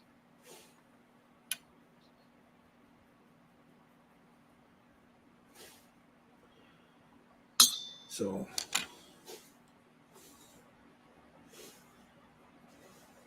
What I do with my, is this it? Yeah. So I'm taking a little bit of that titanium white and trying to blend it in certain spots. As I said, I don't want to lose what I've already got there. As you can see later I'll have pictures of, you're able to see all the splotching underneath the skin and stuff, which is pretty cool. And I don't want to lose that.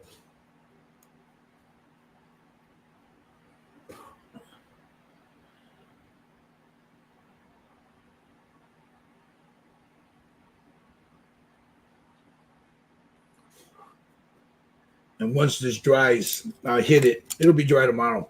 I hit it with a thing, and I'll come back in with a little bit more white in certain spots. Because while I got this oils on there, anytime I put white on there, it's going to blend with it. And I don't want it to blend in with it too much.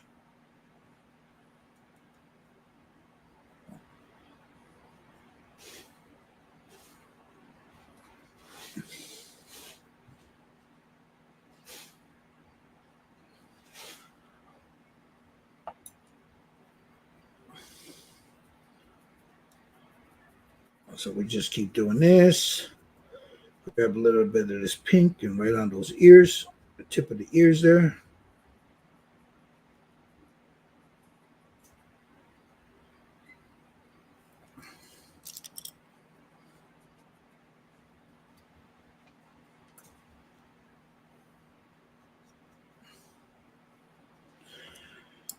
There'll be a little purple in there too, but that'll come later.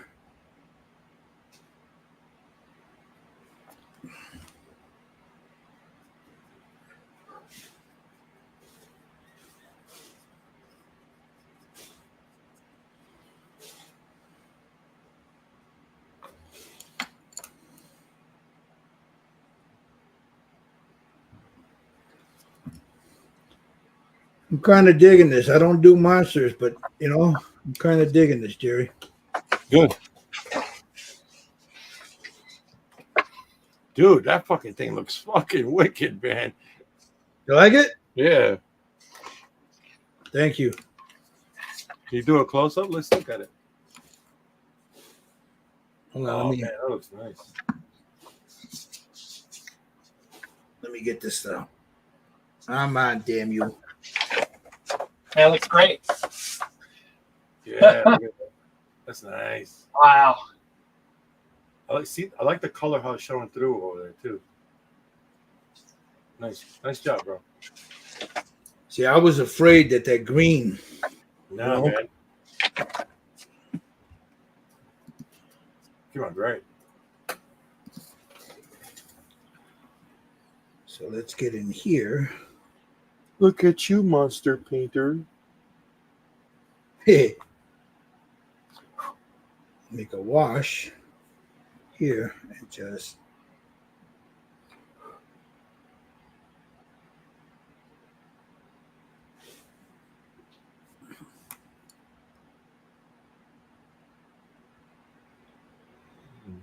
right in those hands there.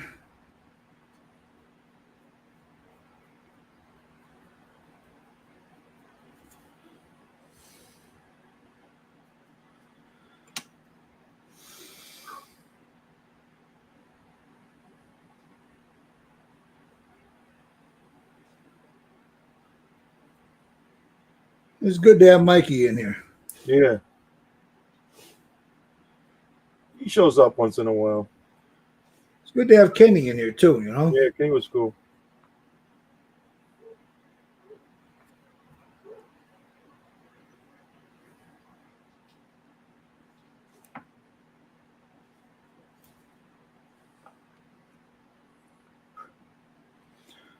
So in case you guys are wondering that are watching, I'm using a little purple wash for my shadows. I'll go in with a little darker in a minute. But I just want to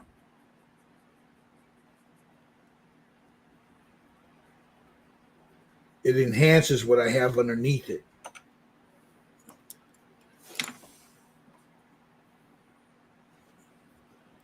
It's a very, very light wash that I'm putting over it.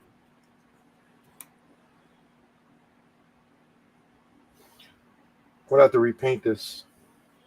Uh-oh, what happened? No, because I was so busy, I primed it before it came on, like an hour or two, and it's so humid and rainy out. I don't think it dried up all the way, so it cracked on me. You know, the primer. So that's why I'm not sealing in between, so I can get the paint off if I have to. Right. Yeah. But that's okay. I got to practice this. I'm practicing this stuff, and I really like where it's going. What are you practicing there? I'm doing it, in gray tone. Uh-huh. So I'm trying a little different technique. I want to try to capture that That silent film thing type of look. Yeah, like old film kind of, that it's got that like little brownish tone to it. Yeah. So that's what I'm trying to do. So.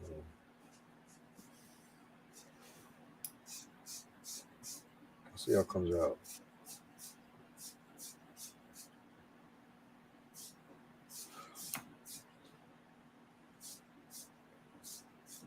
How you doing there, Steve?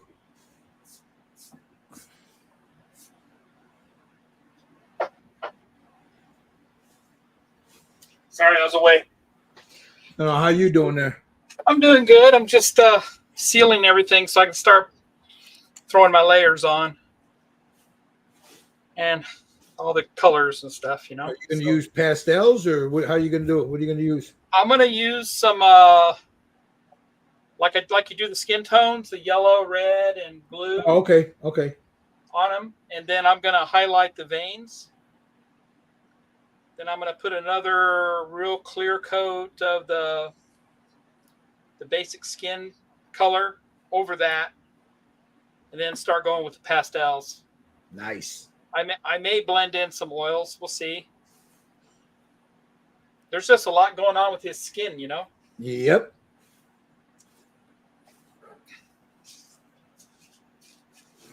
But he does have a little bit of a green tone to him right now.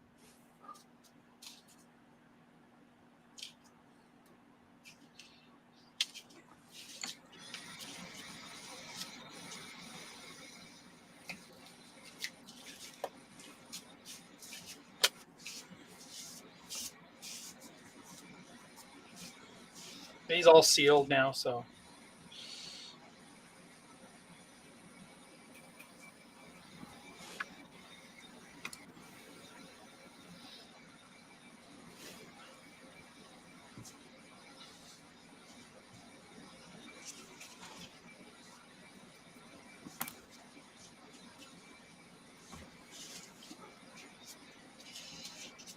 Looking good, Jerry.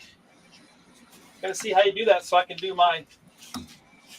Are you doing yours the same way? Yeah, I'm doing the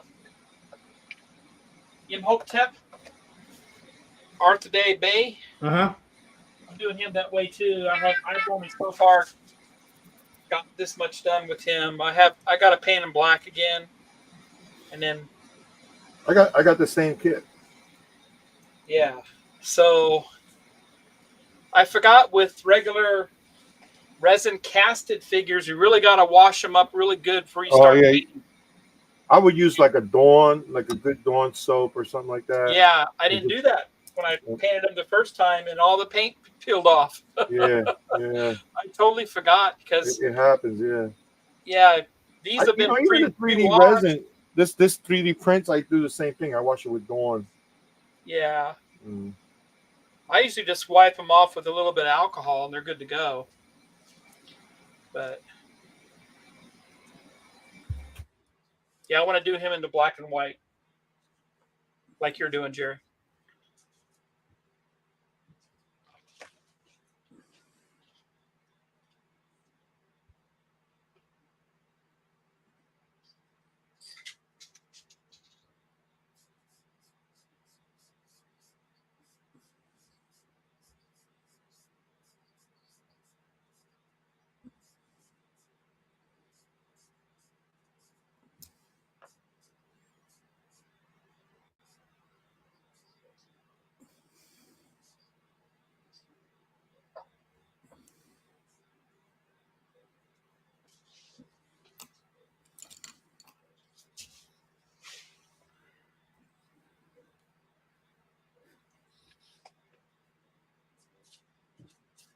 I can almost hit this with a clear right now.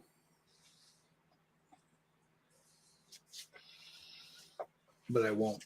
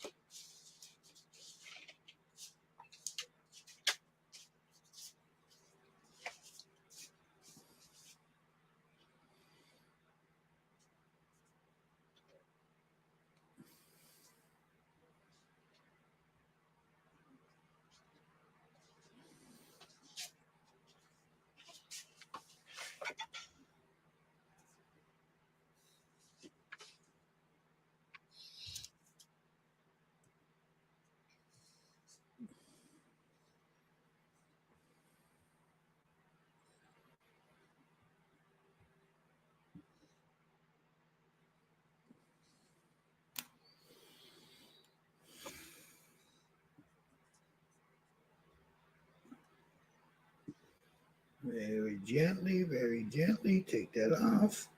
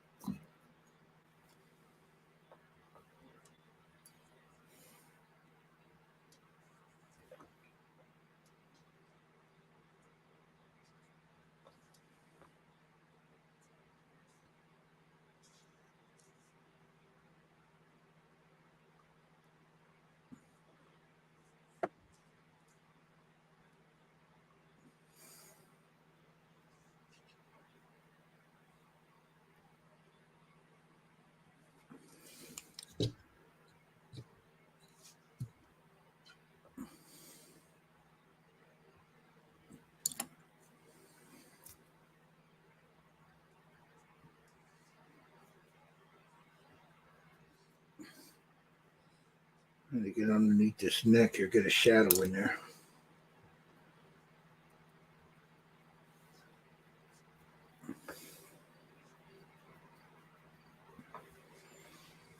Let's see.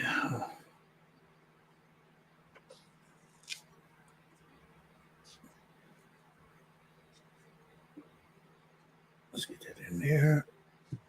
Right in there.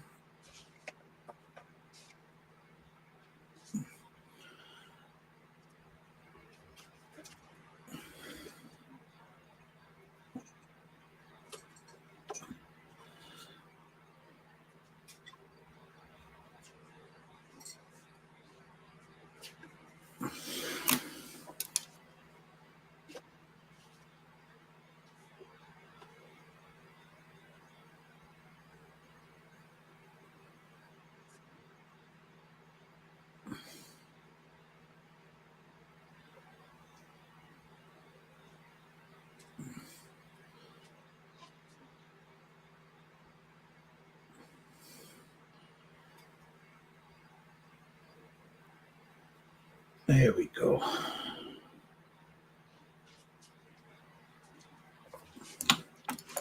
Let's get the right there by the boogers.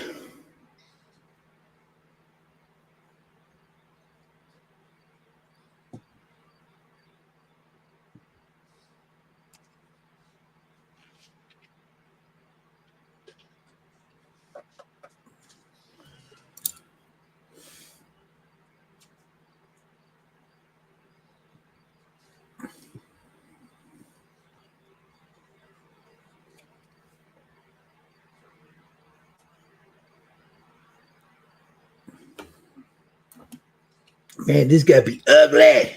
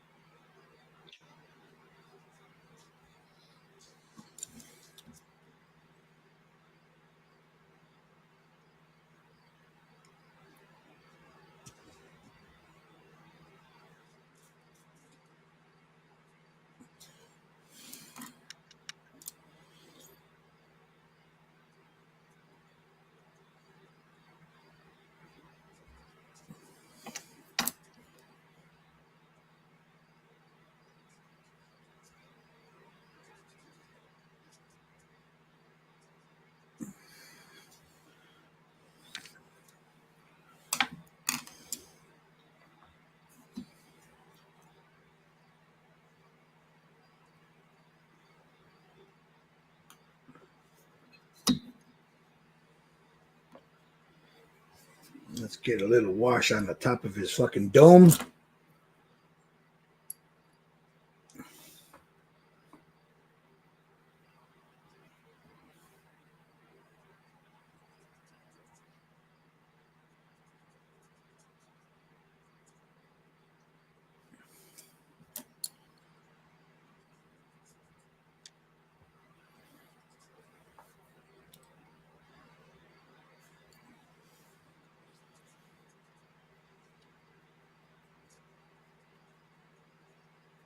I don't know, Jerry. You might have me convinced in doing monsters now.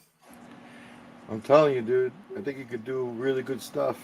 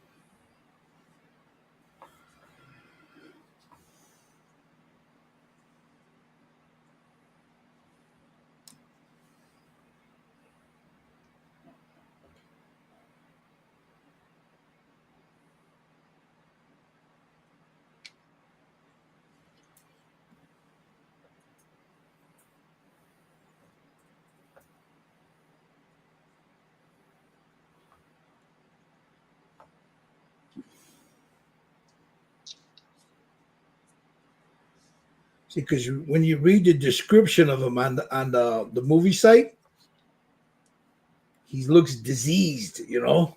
Yeah.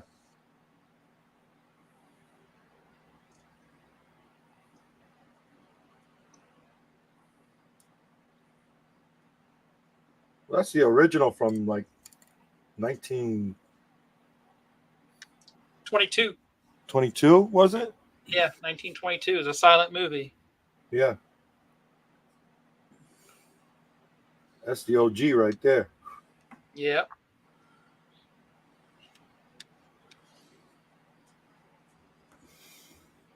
It was based on the Bram Stoker's novel.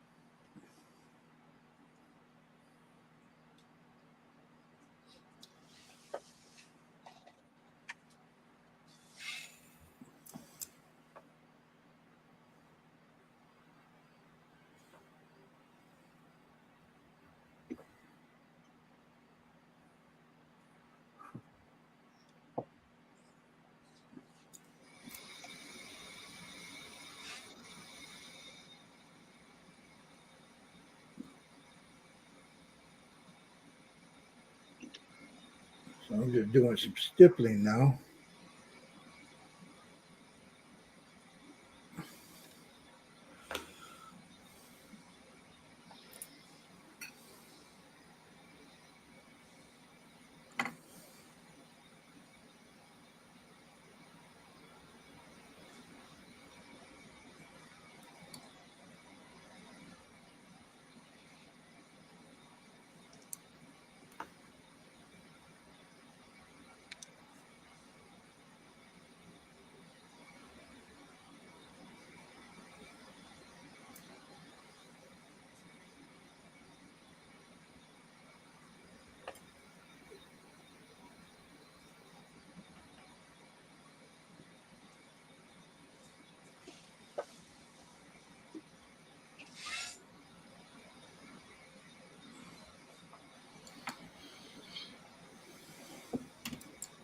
As much as I didn't want to, I might have to use a little bit of lamp black.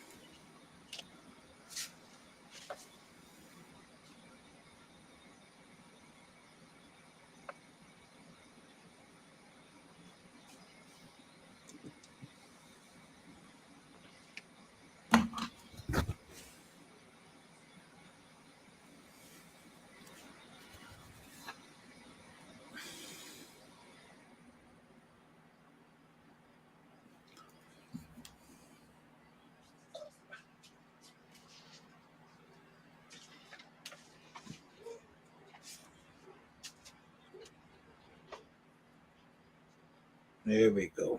There's my shadow.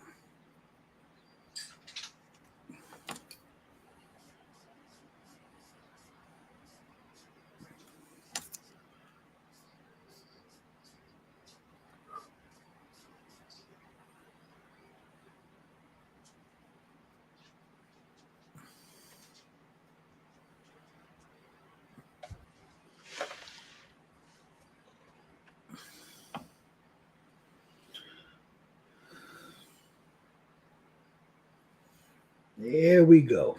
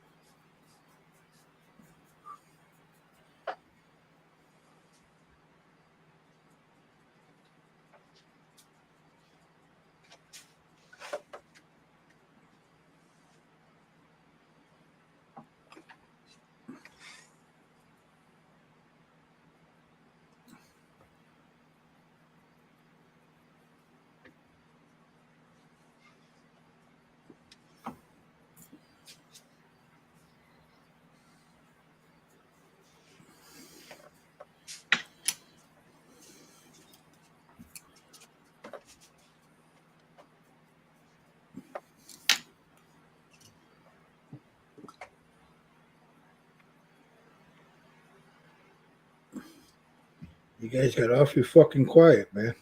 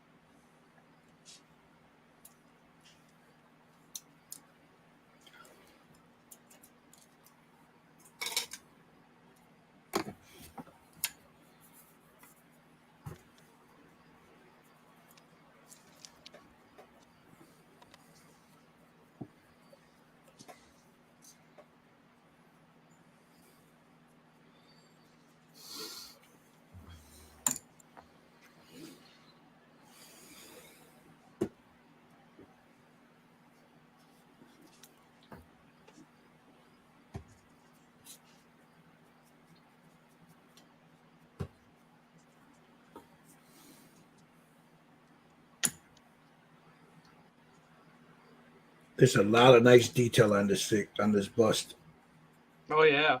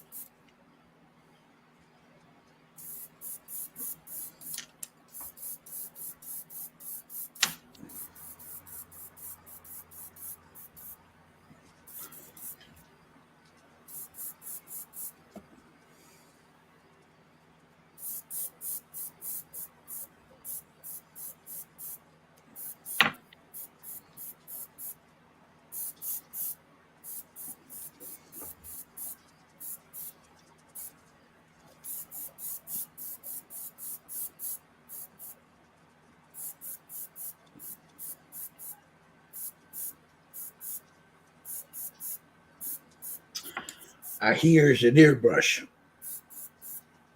I do too.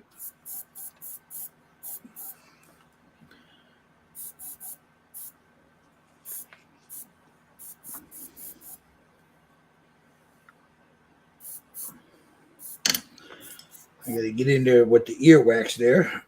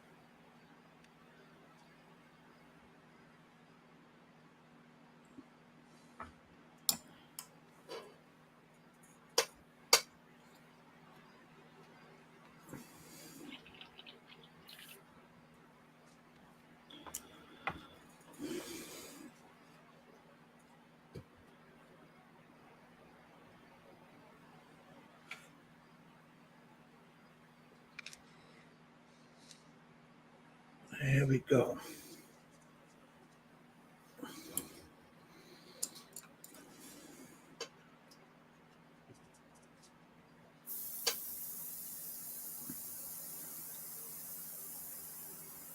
Yeah, that black brought it out real nice.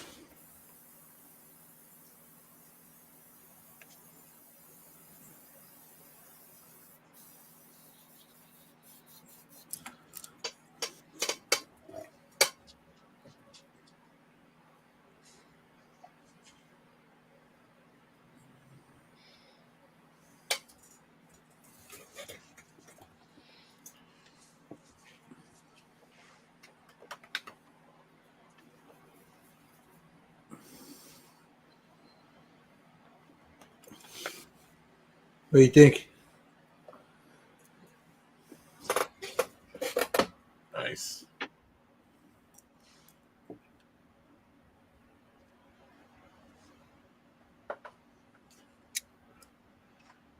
Oh, dude, he looks fucking wicked.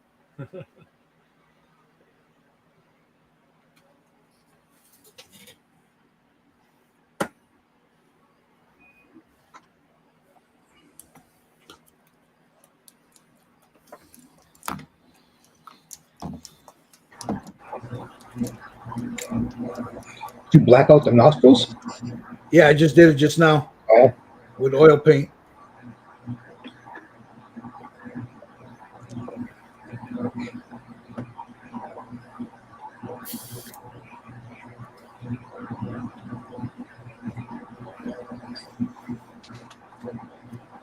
Yeah, I stuck a little bit in there and I just blended it in, you know. yeah.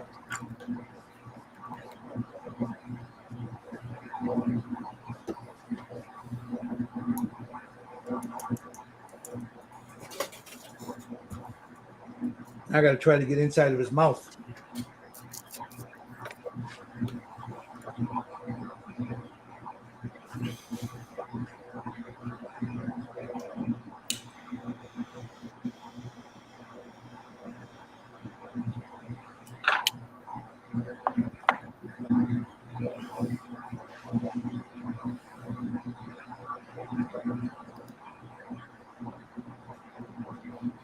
Got it on you, Steve, showing off what you're doing. Just starting the color layers. Gonna do the blue next. Cool. All right.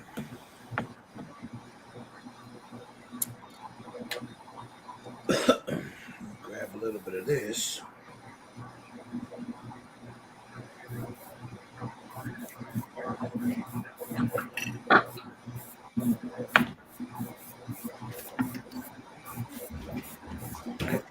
What are you doing, boy? Oh, you guys are going. That's right. No, I'm not going, buddy.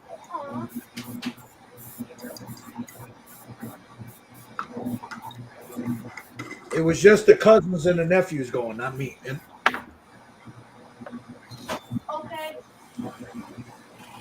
we'll have fun, man. Enjoy yourself. I definitely will. I know you will. It's gonna be nice.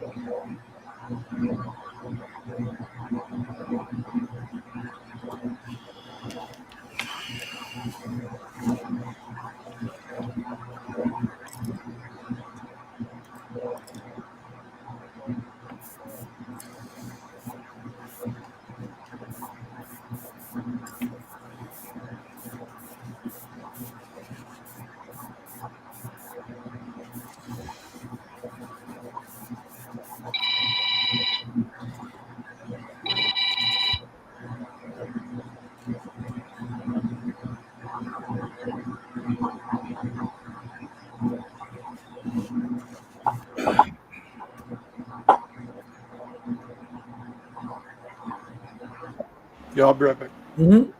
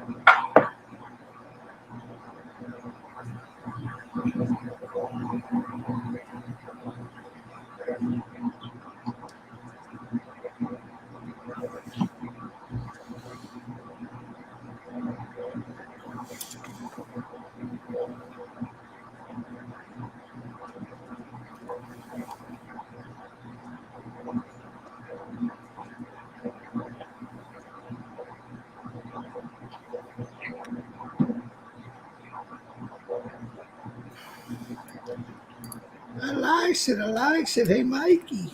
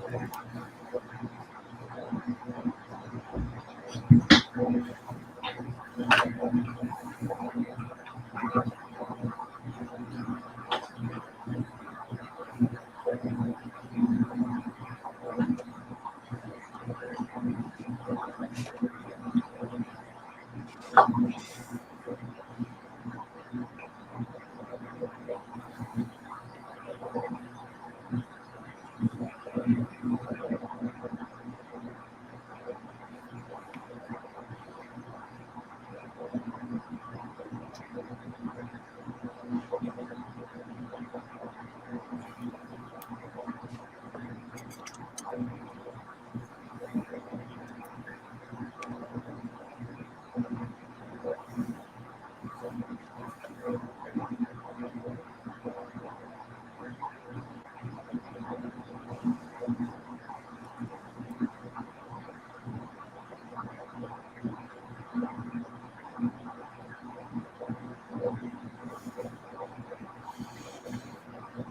that little pink underneath there.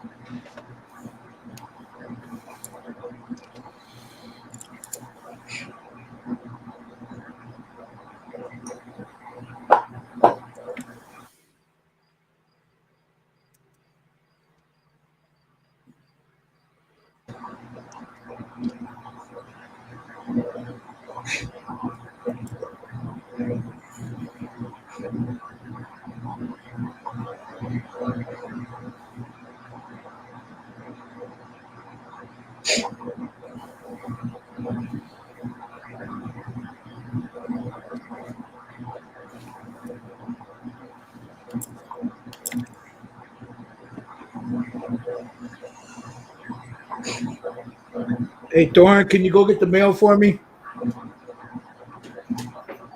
You go out through the garage.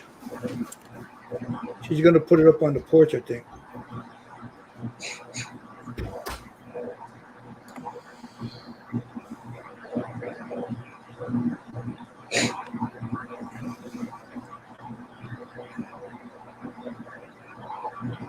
Hold on, wait till she. There you go. Just grab it from her. For him. Who's it for, your mom?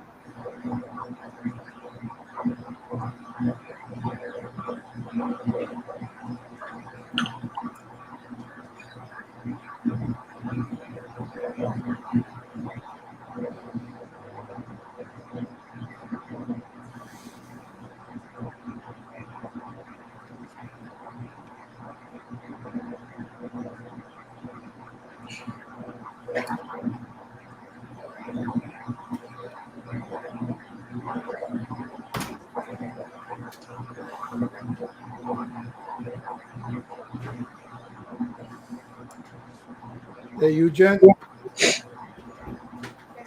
What? Okay, I'm sorry. I thought it was the normal girl that comes here. Who is it for, your mother or grandma?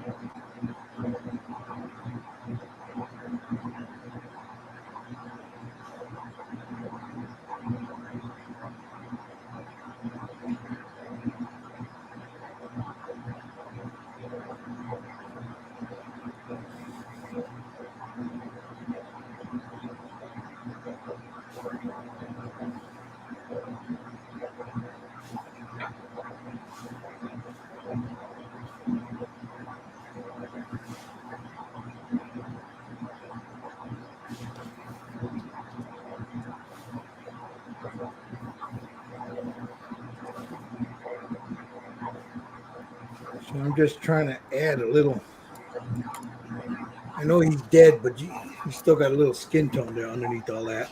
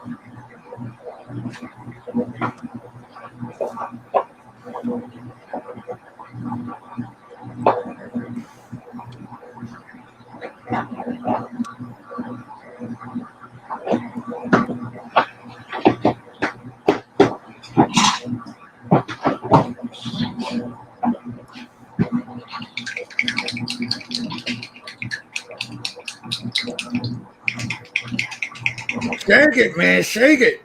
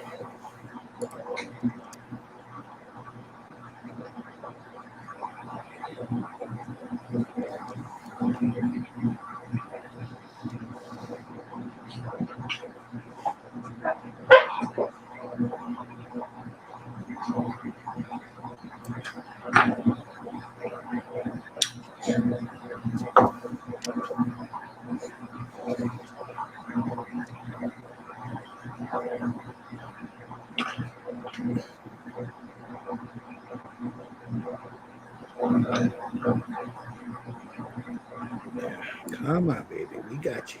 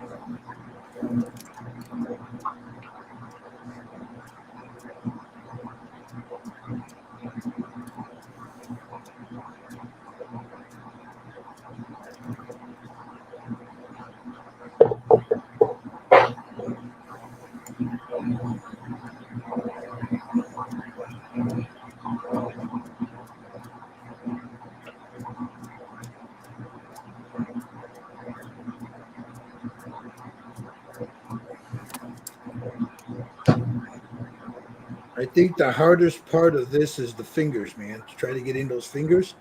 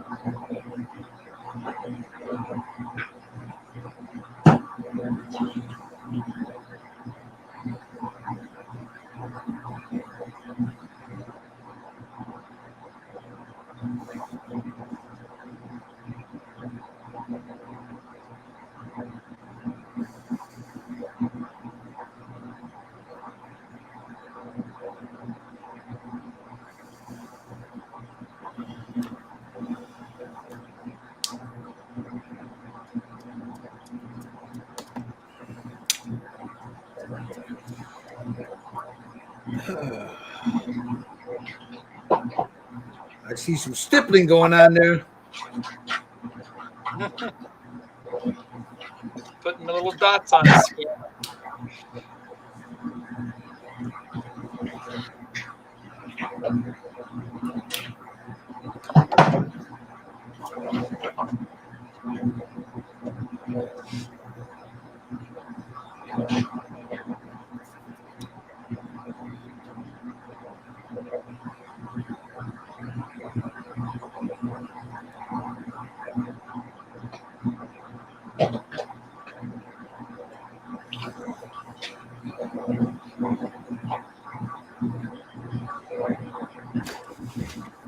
Don't run, boy. Wait, wrong one. Wrong one.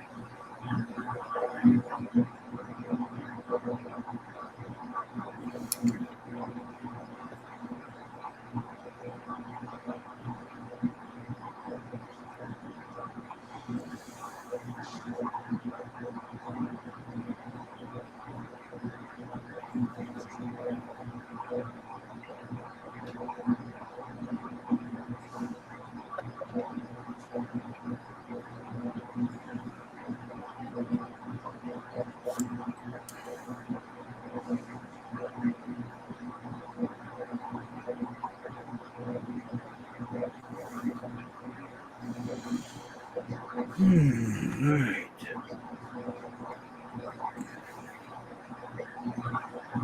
This is the part that the fun part, trying to get everything.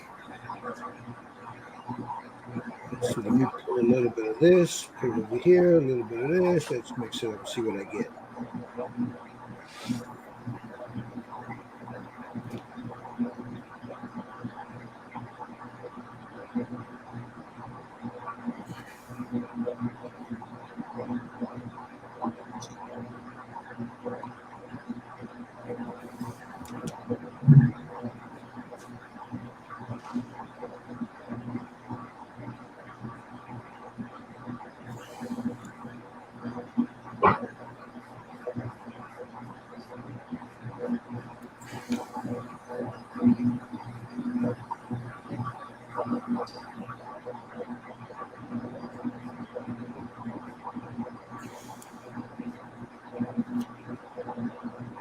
Sorry, I'm back.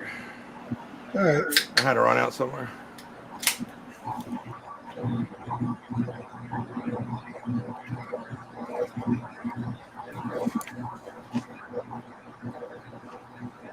It's okay. We're just sitting here painting Painting models.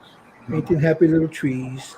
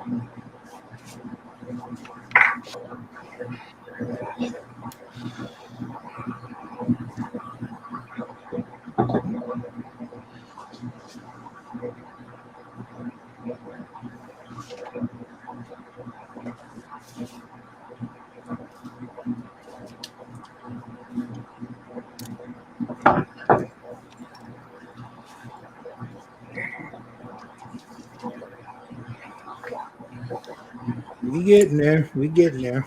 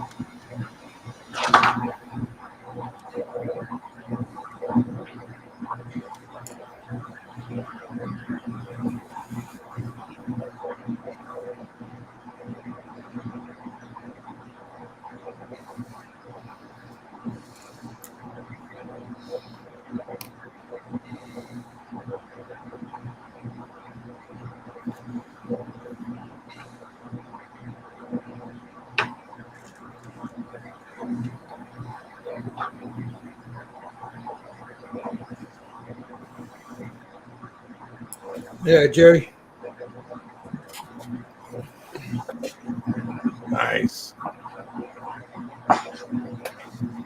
That looks sick, bro. All right, let me clean my hands off real quick.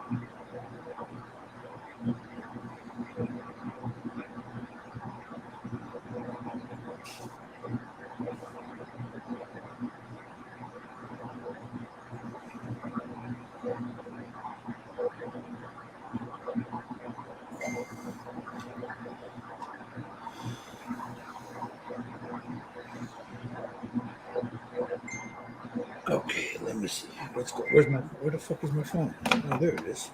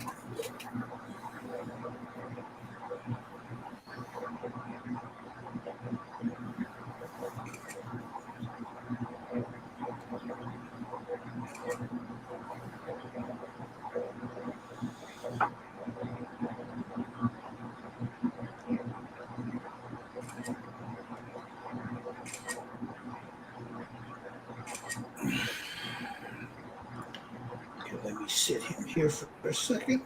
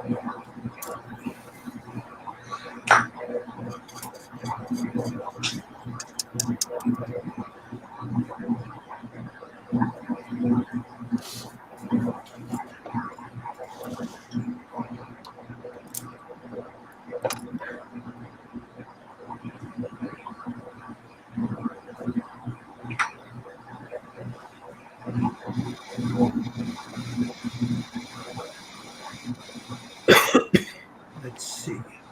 Okay, I was going to sit like this.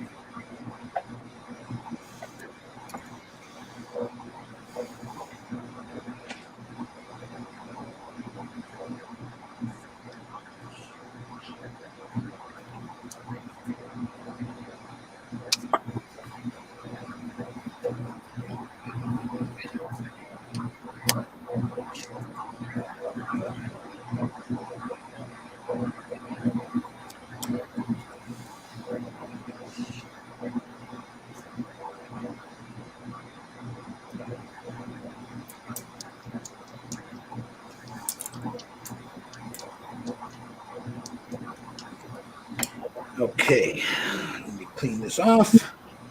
And I'll check on the boys here.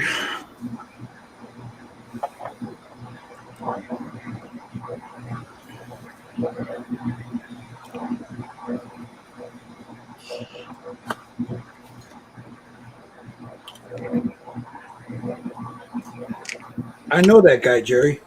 I thought I saw him at Home Depot, man, begging for change.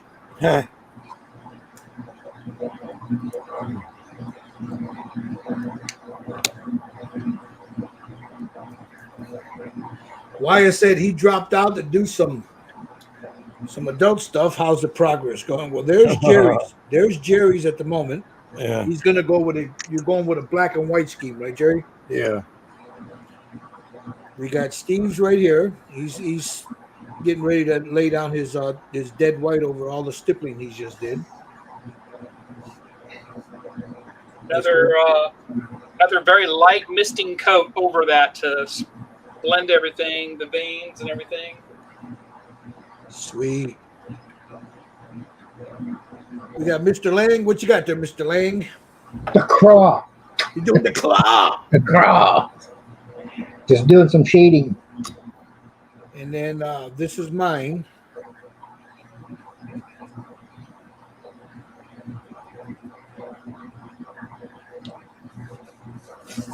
That's the head.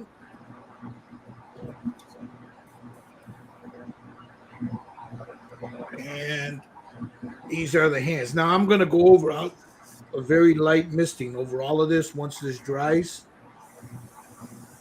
But there's one. If I can get this damn thing to. Then I'll get into veins and all that. There's one. And then there's the other. And of course, you got to do the nails and all that. But I need this to dry. And then I'll go in with an airbrush with this mix that I had earlier. And I'll add just a little bit of white to it. And just, you know. But,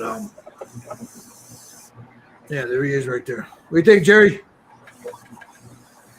That looks like me before my Bustelo, bro. That looks good, bro.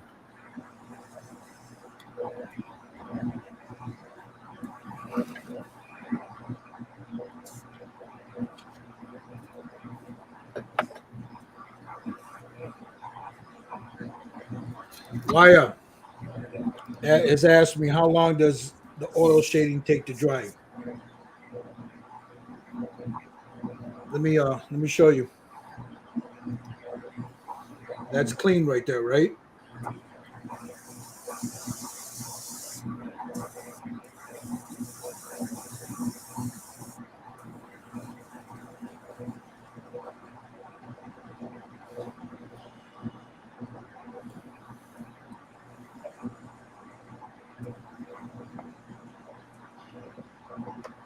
I can probably, if I wanted to chance it, I could probably hit it with a clear now. Because the trick of laying this stuff down, Wyatt, you see how I got it here? You don't want it on there thick, brother. You take a little thinner, you know, and thin it down like that. Just like that. It's real thin. A good quality thinner. You put it on really thin, and just build it up. Get yourself some of these. These are those makeup sponges. Some of those kind of makeup sponges. And as you put it down, once you got it all down, you go in there and you blot it. You can see where I've been blotting it, like here. There, I'll blot it. And then within, I don't know, sometime tonight, 1 a.m, I can hit it with I can do it now, but I don't want to chance it. But I'll let it sit overnight, and then tomorrow hit it with a clear coat, and then go in there and do any touch-ups I need to do. And he's good to go. And then I'll work the eyes. But yeah, within 24 hours, if you do it thin enough.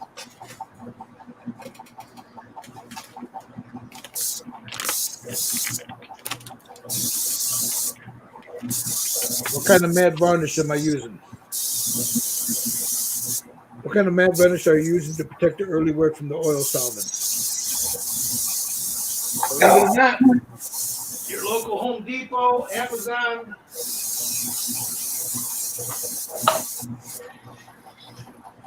Hobby Lobby. Well, Home Depot doesn't have it. I'm sorry. Hobby Lobby, Michael's. This stuff right here. This is the stuff that I've been using. The boys use it too. This stuff is probably some of the, the UV resistant matte clear Krylon. It's like $7-8 a can. Home Depot carries it. What's that? Home Depot carries it. Home Depot doesn't carry this. Well, mine doesn't. Yours carries it? Yeah. Cabrones, mine doesn't carry it. Home Depot, this UV resistant clear. When you lay it down, you want to be about 12 inches away. Just mist it on, let it settle. Give it about 30 seconds to about a minute. Then hit it with another misting coat. Let that settle. Then a little bit heavier, and then hit it with a blow dryer, and you're good to go.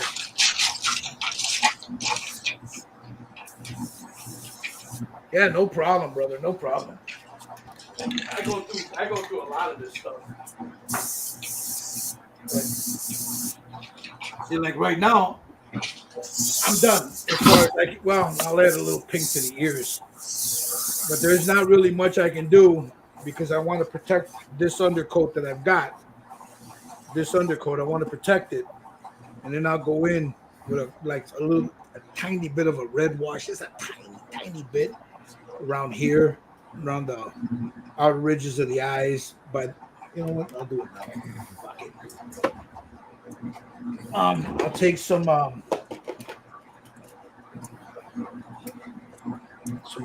Alzarian red, or actually maybe Acadian red hue. So let me see which one is which one I like better. This is the one I use mostly. This one right here. I'll take that's all I use right there. Take a little bit, spread it out.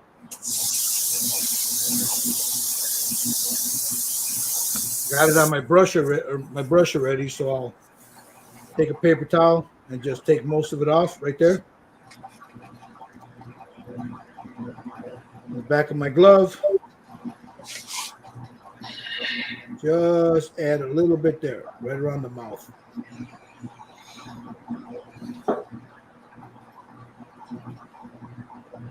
Just like that.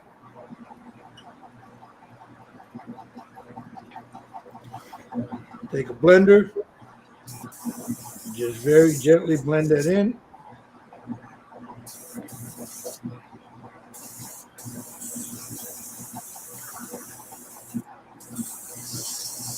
There it is. Easy as that.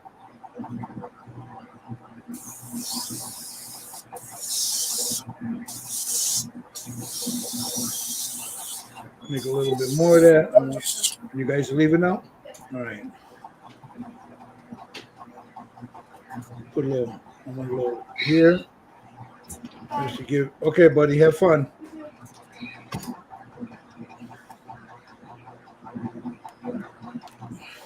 Clean this off because it's got some. Grab a little bit of this from here. And then just. I don't want a lot of that red in there. I just want a little color right around his eyes.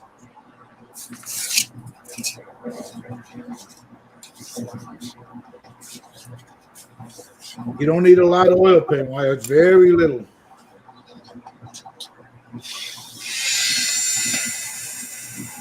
Very little.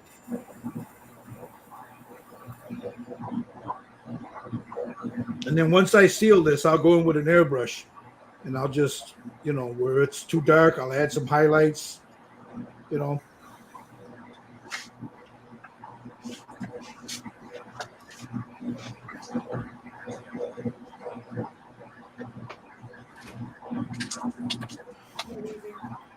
right, I'll be up in a little bit.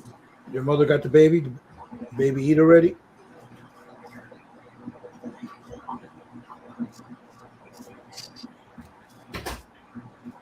A little bit on that ear there to give that ear a little life. Just like that on the outer ridges. Put a little bit on the inside there.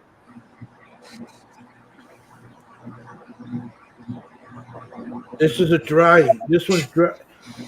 This one has no solvent, nothing on it. It's dry. This is my blender. These two are my blenders. None of them have. The two blenders do not have thinner on them.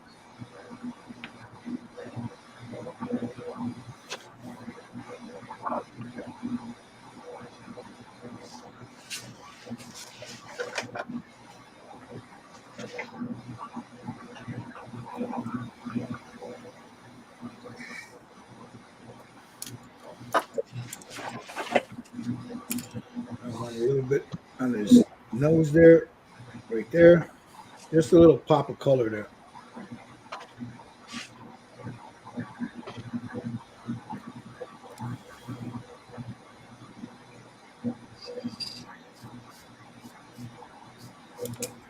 And then I'll go in like in here, and I'll add some titanium white once this is dry and I seal it. That way I'm not blending it in with everything.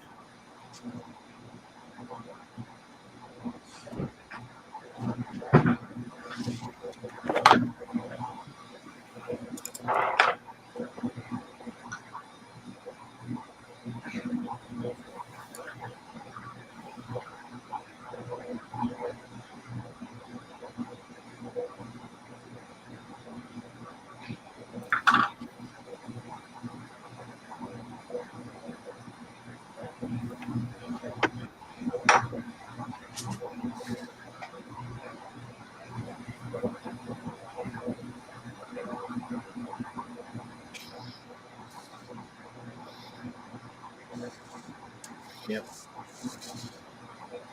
Add a little bit here. I was basically just dry brushing whatever's on the brush.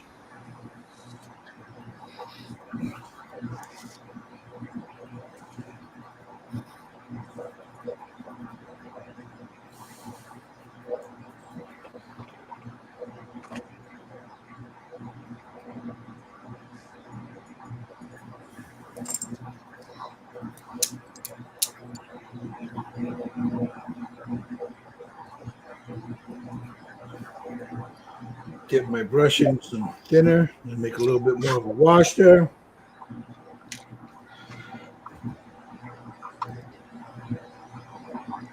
No, my blender brush has nothing on it. These two blender brushes have nothing on it. The only one that's hitting thinner and paint is this one right here.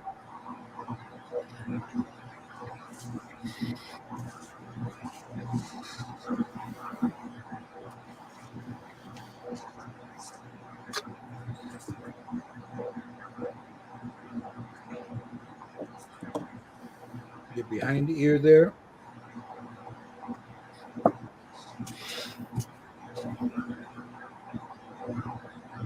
Back of the neck.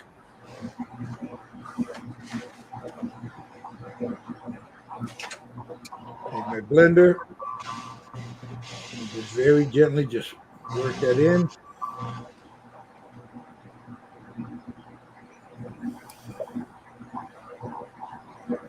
Behind the ear here, just a little bit.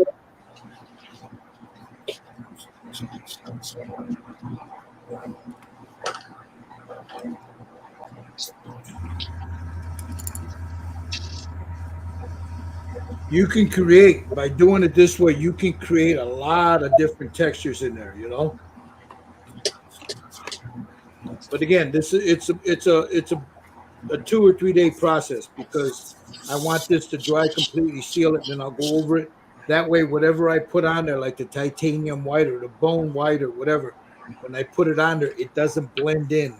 It doesn't mix and blend the rest of this stuff here.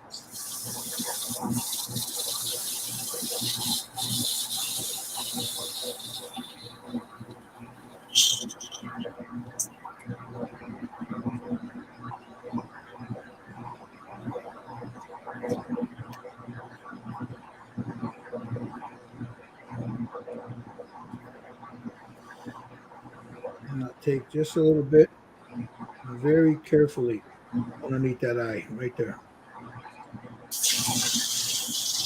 And over the top of the lid.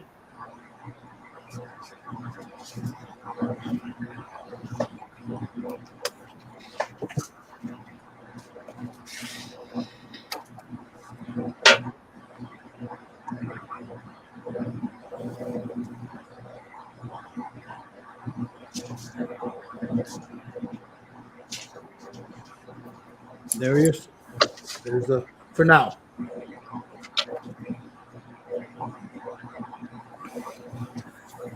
Yeah, you want to keep, see if you notice over here, there's a bunch of different brushes. The only one that's wet is this one. The other ones are dry. And then when you're done with that, you take, like I said, you take one of these and just very gently, you smooth everything out. Just tap it, brush it down, and that'll blend everything real nice. You just need a paint on the corner there, right there.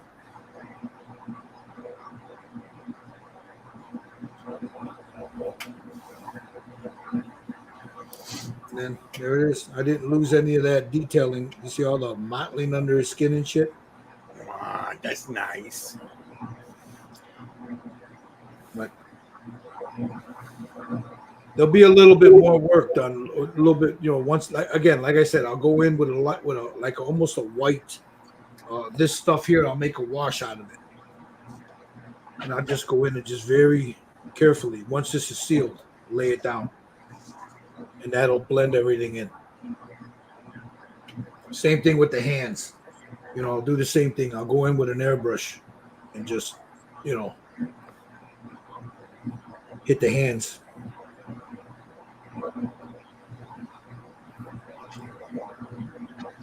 Nice, dude.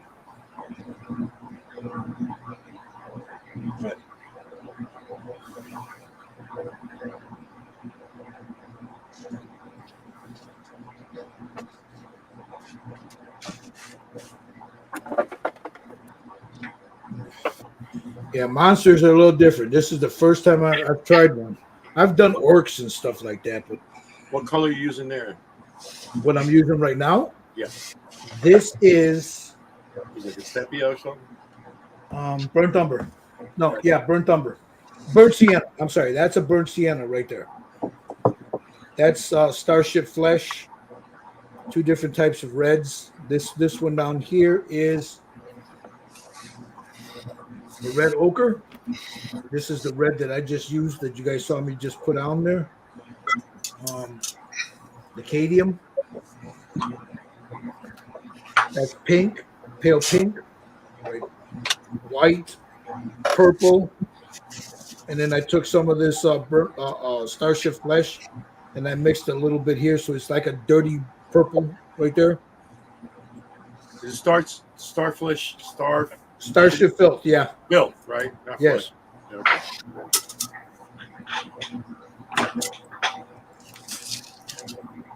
And then tomorrow I'll work on the hands a little bit more. I was just doing this, getting the face here done.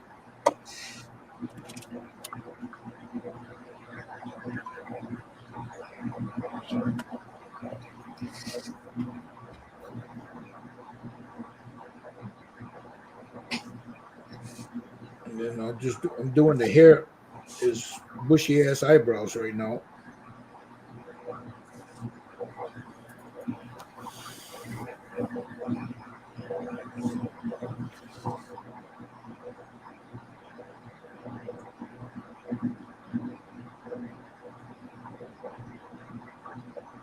Then I'll go in and I'll pick out individual strands of hair.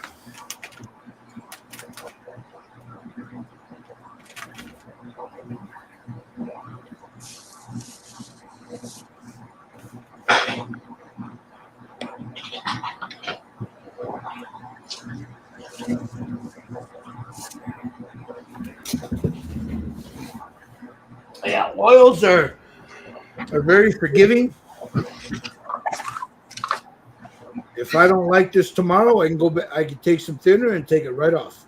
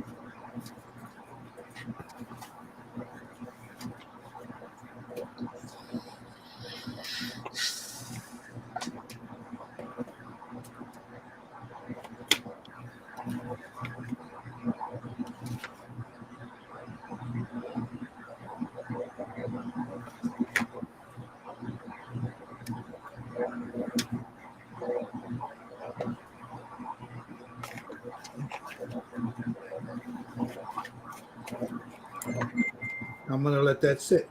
Tomorrow I'll dab it, and then let me get my blender real quick. Just tap it, clean it. And so what I'm doing here, what I was saying with it being thin, any heavy, by doing this little tapping motion, I'm taking off any of the heavy stuff.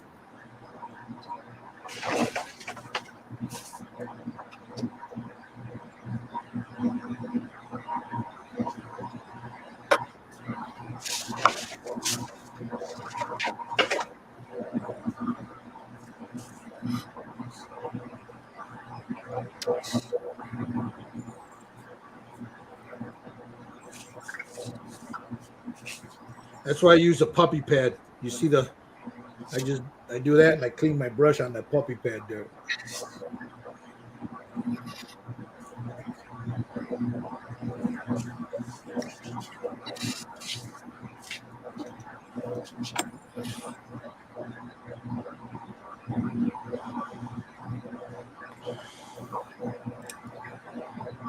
There he is. For now. I mean, I still got some work to do on it, but let's see what you're doing there, Jerry. Oh, look at this. So I did an enamel wash. I wasn't happy with the undertongue. Uh-huh. I like this better. I like that. So I'm gonna still gotta do highlights and stuff, but I like where this is going right here with it. So I use this stuff. What is that? Goons Grime. Where'd you get that from? That Grimdark Companion new enamel washes. Oh. Is Villainy ink. And that's an enamel? Yeah. And I use mineral spirits just to take a little bit off. So now I'm gonna once I let it dry, I'm gonna do the highlights and everything. One must. I think you gave me that link a while back. Didn't Yeah, I did give it to you a while back. Yeah, I'm gonna have to. Shit, Jerry's Shopping Network. So I really like that undertone on that. Look at that. I should have went with that in the first place. I like that. I like that. Yeah.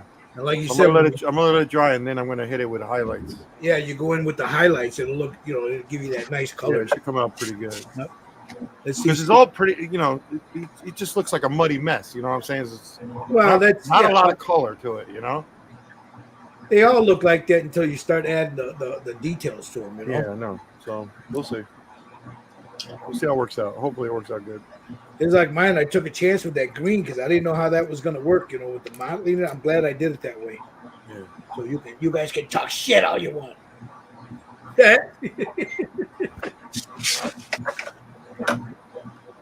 But yeah, you guys watching that paint, man. If you ever, don't be afraid of oil paints, man. I'll tell you what, your game will. Pastels and oil paint, your game will just go right through the roof, man.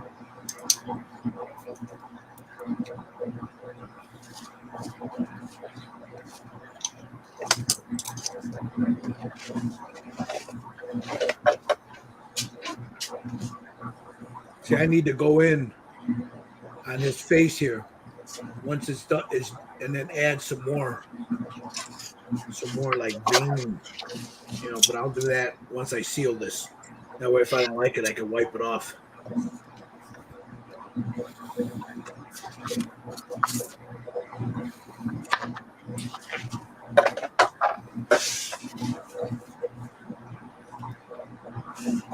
Looks good, Steve. Yeah, I just have the skin tones down now. I need to do the pastels, all the darker areas and detail paint up. So I do like the colors. I sent you some pictures. Let me take a look. Let's see.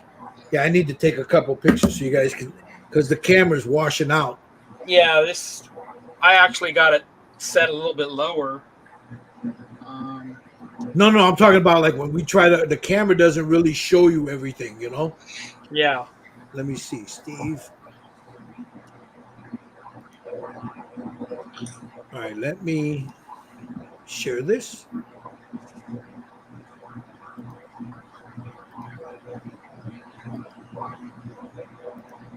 There's Steve's. Yeah, that is a nice dead looking color, isn't it? Yeah, I'm just going to go in with the pastels. I wanted to bring out the veins and I'm going to bring out the cracks and all that with the pastels. So. I like the texture you got in there. You got the texturing real nice. Thank you. Yeah. A little bit different with those colors. I never used those before. The Reapers? Yeah. And I did all the washes, all the different colored washes. I even put a green wash on there too. Nice. So we'll see. I'm hoping the pastels bring everything out. Yeah, I got Jerry's here too. Let me. Because he has dark circles around his eyes and stuff, and I'm gonna do that with the pastels. Are you gonna paint the eyes, or are you gonna do decals? No, I don't know. You know me. I say I'm going to use the decals, and then I don't use them. I need to see if the actor had blue eyes or not, because he's German. You'd think he has blue eyes. Well, we were talking about, you weren't in there. Hold on. This is Jerry's right there. I like that, Jerry. I like that. Yeah, you know what? That looks a lot better than before, Jerry. Yeah. Yeah, nice. Now, I got a question for you, Jerry. Looking at this, are you going to go like with a source lighting hitting them? From the top. Yeah, I'm not doing nothing crazy, just from the top. Yeah, okay. You'll leave one side darker and the other side lighter? Or? You know, like, see, I like that picture. I like the way the left is dark right there. You know what I'm saying? That's what I'm looking at. I like the way I might go that way. It looks good that way. You know what I mean? Yeah, you see the way he's got that shadow on that one side? Yeah. That looks really good. I like that. Now that I look at it, yep. All right, let me get a picture of this guy, this mocoso here. And then I'll present it. And again, it's by no means done. There's, the guys got a lot to do. I got a lot left to do. But let me get a nice photo of him, if I can get him away from them. There we go. I got to do the hands because I put I got the purple and the reds and the pinks in there, and I need to put a little bit more white in the hands. But I'll do that tomorrow.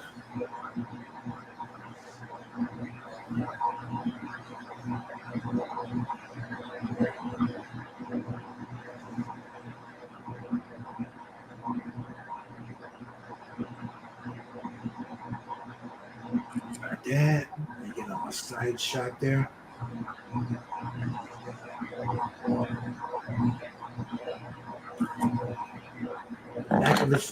The back of his cabeza.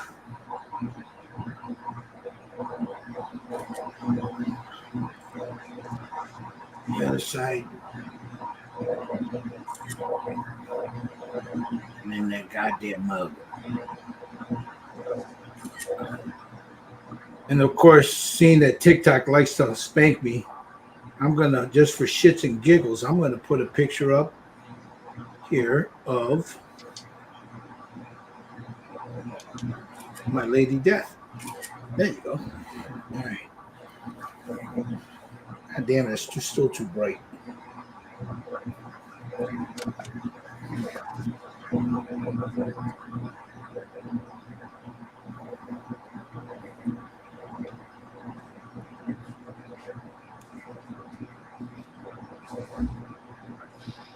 All right, let me knock some of this shit out of there. And I'll post these. I'll send it to the guys.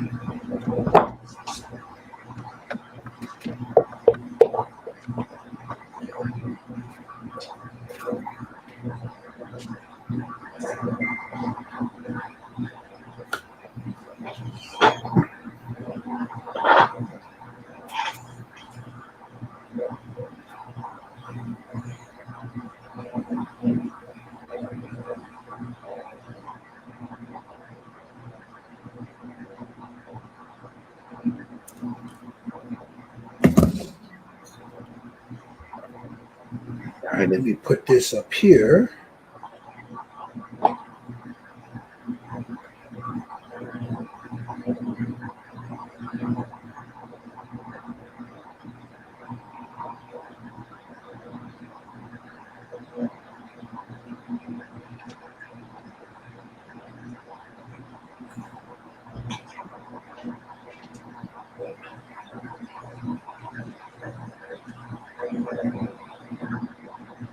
All right, let me go over here.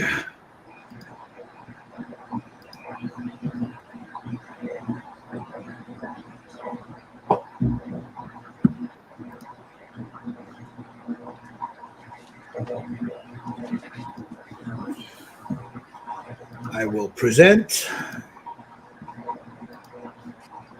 This is where he's at right now.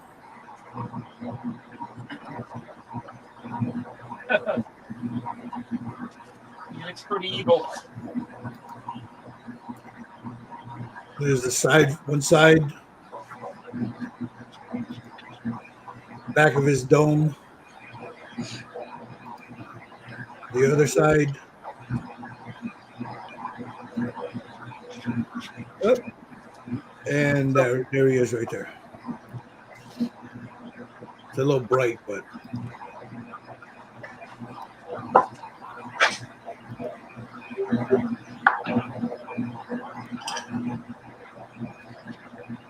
hey, why? I think you'll appreciate this if you're still in there.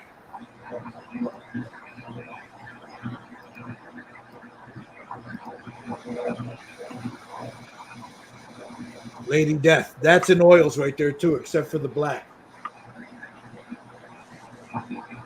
That was done in oils. And she's a long way from done.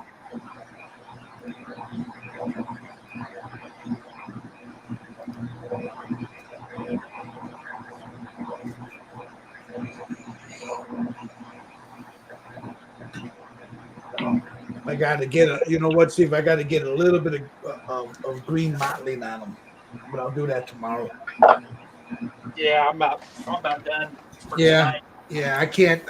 There's no more, not much more I can do without Yeah, blending too much of the other stuff in. right, Paul, the oil. Yeah. With the oils, yeah. Yeah, I may go with the oils too for a little bit also. Go ahead and clean my brushes off so they're nice and clean for tomorrow. Now, we will show pictures of these guys. We're not going to, I don't think we'll do this again next week for this. The guys will work it at their own pace. But this is for the boycott, Hobby Link International. Okay, hold on. Let me switch my camera. Give me a minute.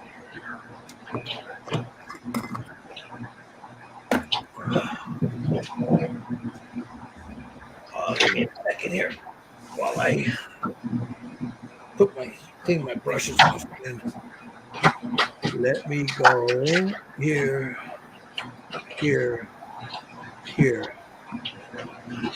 Right.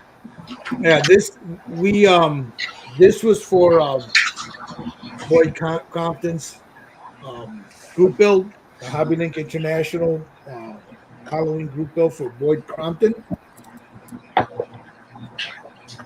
Oh, that didn't taste good. I had fucking dinner on that. No wonder I'm fucking crazy. Sucking on paint thinner. I cleaned the brush off, Lang, and I wiped it down. And I didn't wash it, and I stuck it in there just to put a point back on. Oh, that didn't taste good. That did not taste fucking good. You know. Put this paint away. I'll probably come back to this tomorrow. This is a nice set here. If you guys don't have them out there, the Mig Optalong, the 502s, the flesh set. This is a great set to have. Or you can just, individually go to Hobby Lobby or whatever, pick some up. You don't need to get the most expensive Amazon. But I would say this: you need to get a good thinner. I use this stuff here, the Mona Lisa. Yeah. This is really good thinner, man. If you're gonna work with oils, you want to get a good thinner. Thinners are refined, and if you get the cheaper stuff, they're not as refined as that stuff there. The odorless stuff, right? Yeah, it's odorless. Yep. I can tell you right now, it's not tasteless. Yeah, I've done that too. Yeah, but yeah. So this is what we're doing. Is that we're honoring our friend Boyd Crompton. Steve had suggested it because he saw that Kenny over at Hobby Link International was doing a memorial group build for him. So we decided, you know what, it's the best way for us to, honor the brother. Hobby man Mike, he donated the prints for us. If you guys would like one of these, you can go to ny3dcreations.com. Pick one up. He's got a lot of cool stuff. He's got the Nosferatu, the Mummy, the Creature from the Black Lagoon. What's the other one? Frankenstein? I think Frankenstein's the other one, right? And Frankenstein. So those are the 4 new ones that he's got up. So, Steve, what do you got going on your site, on your channel? Not much. I have a bunch of kits I need to review, but I've been working on my new studio, so that's been taking my time. So trying to get that done as soon as possible so I can start moving everything that's in here over there.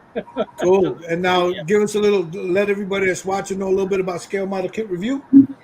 I'm just a scale modeling channel. I've been trying to build kits for you all on my channel. I've been doing a lot of part work kits. I'm currently building the Enterprise D for the part work, the Millennium Falcon. What's new? The big 1/6 scale Mustang, and there's another car I'm building. Did you ever finish that gauntlet? The Infinity No, Gauntlet? I'm waiting for a part. Okay. But it's supposedly on the way. That thing is pretty cool. Yeah, so that's pretty much me. And they announced they're coming out with or Hatchet's coming out with the Road Warrior car in large scale. Oh, get out of here. Are they really? Yep. Oh, And I don't know if it's going to be available in the U.S. So, that sucks. yeah. I'll be looking for you. Hopefully you get to do that one. That'd be good to see you working on that one. The Interceptor, right? Yeah, the Interceptor, yep. That'd be cool. All right. Guys, if you're not a member of Scale Model Kit Review, he's on Facebook. He's on Instagram. I believe he's got on TikTok. You don't post much on TikTok, but he does have a TikTok. And of course, they're on YouTube, man. Give him a like, a subscription, drop a comment. Let him know what, tell him what you think of his channel. Tell him what you think of his builds. If you got any suggestions, Steve's always open up to him. So let's go over here to Mr. Frey, Jerry. What you got going on, Jerry? I know we talked a little bit in the beginning, but we're not going to give anything away on that. But you still have some busts available? Yeah, I got stuff available still from the stuff that I released if you want one. I got a new one coming out either tonight or tomorrow. So stay tuned for that. Just Paint It, Facebook. You don't do much Instagram though, right? I post on Instagram. Yeah, not much though, but yeah. I'm on. If I get something new, I'll put it out there. Yeah, Facebook, Instagram, and of course right here on YouTube, guys. Give him a like, give him a subscribe. Leave him a comment. The brother can paint his ass off, and he's coming out with some really, really cool figures, man. So, Mr. Lang, you don't have nothing there, but Mr. Lang is just, he's just chill. That brother's Cool Breeze from the Camel's Ass, man. That's Cool Breeze right there. All right, then of course he's a typical IT guy. They don't say much. Yeah, don't say much, Yeah.